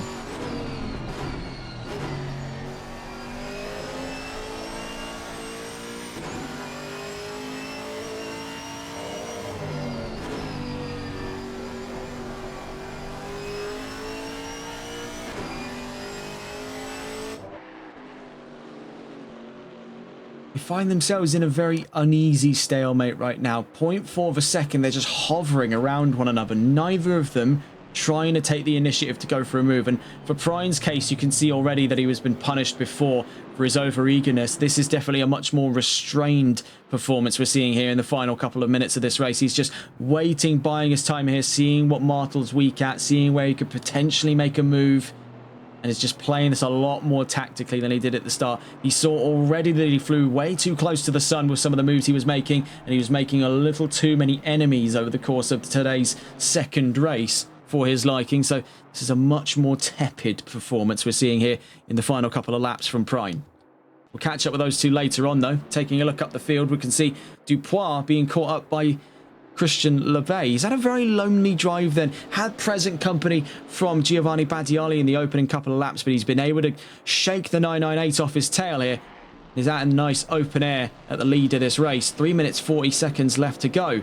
We are only a few more laps left in it before the end of the second race today here in Donington Park and the subsequent end of round 4 of this championship. We'll be heading into the second half of the season thereafter from round 5 onwards. In the battle of Gaudreau v Bartoletti now, the last time we saw it, they were much closer to one another. Now that has since distanced themselves by nearly 2 seconds, the margin there. That has now recently dropped back into under 2 seconds. So could this be the signs here? Gaudreau's finally found the secret recipe on the number 3 and is back on the mend here to fight with Bartoletti for 9th place in the next 3 minutes. Only time will tell us different. 1.5 seconds now the gap, so definite signs of it. We'll catch up with them when it's a little bit closer on the field right now. Giovanni Badiali looking at another podium appearance in the same story for Anthony Valorio, looking still in the top 5. Kevin Quain on another top 4 finish. Behind him there, Byron Forrest and Richard Cecil down in 14th position on a separate length of the race right now. Looking back then to the two Chevrolets, just outside of the top 5, with 2.5 minutes to spare. Carl Martel and John Prine still stuck in armistice here for position, jockeying about 0.6 apiece. And this is a bit of a frightening sight here for Richard Lynch, because while things have been rather smooth now towards the end of the race, and you can see by comparison to some of the other cars here, that is factory floor condition for the 63. That is a super clean drive for Lynch. He's kept himself out of trouble. No damage on that car. He'll be able to roll that into the pits, pop it in the trailer and go home without even having to look at any scratch repairs. That is how clean things have been today for the 63. But this is a pressing factor. The gap, look there to your bottom left. Clinton Bourne is drawing him in. Now, is it going to be enough time here to clear 8.5 seconds? I'm not super sure. We've seen that he has not stopped in his momentum there. He's been moving like the juggernaut. You can see the flash of green in the background. Shows the physical gap between Bourne and Lynch. One slip now in the final couple of laps. That number 6 is on him. More to follow then later on. Dupois pulls it to one side to allow Badiali and Villorio through. You can see in the background here, that flash of red indicating John Prine still on the back end of Carl Martel, much closer than they were in the lap beforehand. So as we catch here with John Prine back onto that fight of 6, it's now or never really, as now defending the inside goes Carl Martel. John Prine going for a long ways around the outside, is going to switch things back here at turn 11 and does tuck it in rather nicely, but has to get much later on the throttle here if he means to keep the car facing the right way round. The number 99 then able to get on the throttle much earlier, defends him off for turn 11 and turn 12, sorry. Then through turn 12 here. Just can't find the rim. It's very close, very fair battling between the two Chevys here at the end of race 2. We stay on board with John Prine. Now, if we take a look here on the timing charts very quickly just to see where the other nearest fights could be coming from, you're looking at it. This is the closest fight on track right now. Nearest to it's going to be, by the looks of it, Gaudreau versus Bartoletti. Perhaps even if he can draw him in any closer, could, with a big grain of salt here, could be Bourne v Lynch for 11th. But as we drop into the last 10 seconds of racing here, we'll have to cut away. As heading to the line here, Christian Lebay looks to pitch things in the final seconds of today's race as we head toward the checkered flag here. Is it going to be to the line? So it appears. Yes, it is. And the checkered flag flies. 2 race wins in a row for Christian Lebay. And that's neat and tidy today for the 119. So we're back on board with Prine v Martel. 0.4 of a second. Verifying that run to the line. Badiali second. Villorio third. Quain 4th, Forrest 5th. Right now, let's see who takes home 6th. And Martel, despite the damage incurred down at Starkey's, is fending off Prine here to the line. Try as hard as he may here. John Prine may have just cooked his goose because with losing more time there, the tyres just can't give him any more grip. Down into turn 12 we go.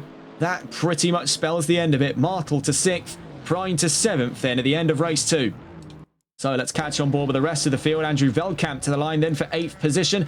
And what a drive, I must say here. And not uncontested because heading to the line, actually as we speak here, comes Fabiano Bartoletti in the top 10. I believe a first top 10 appearance then for the Brazilian. He'll be well chuffed with a result like that today. A bit of trouble in the background for the 003 of Gabriel Gaudreau.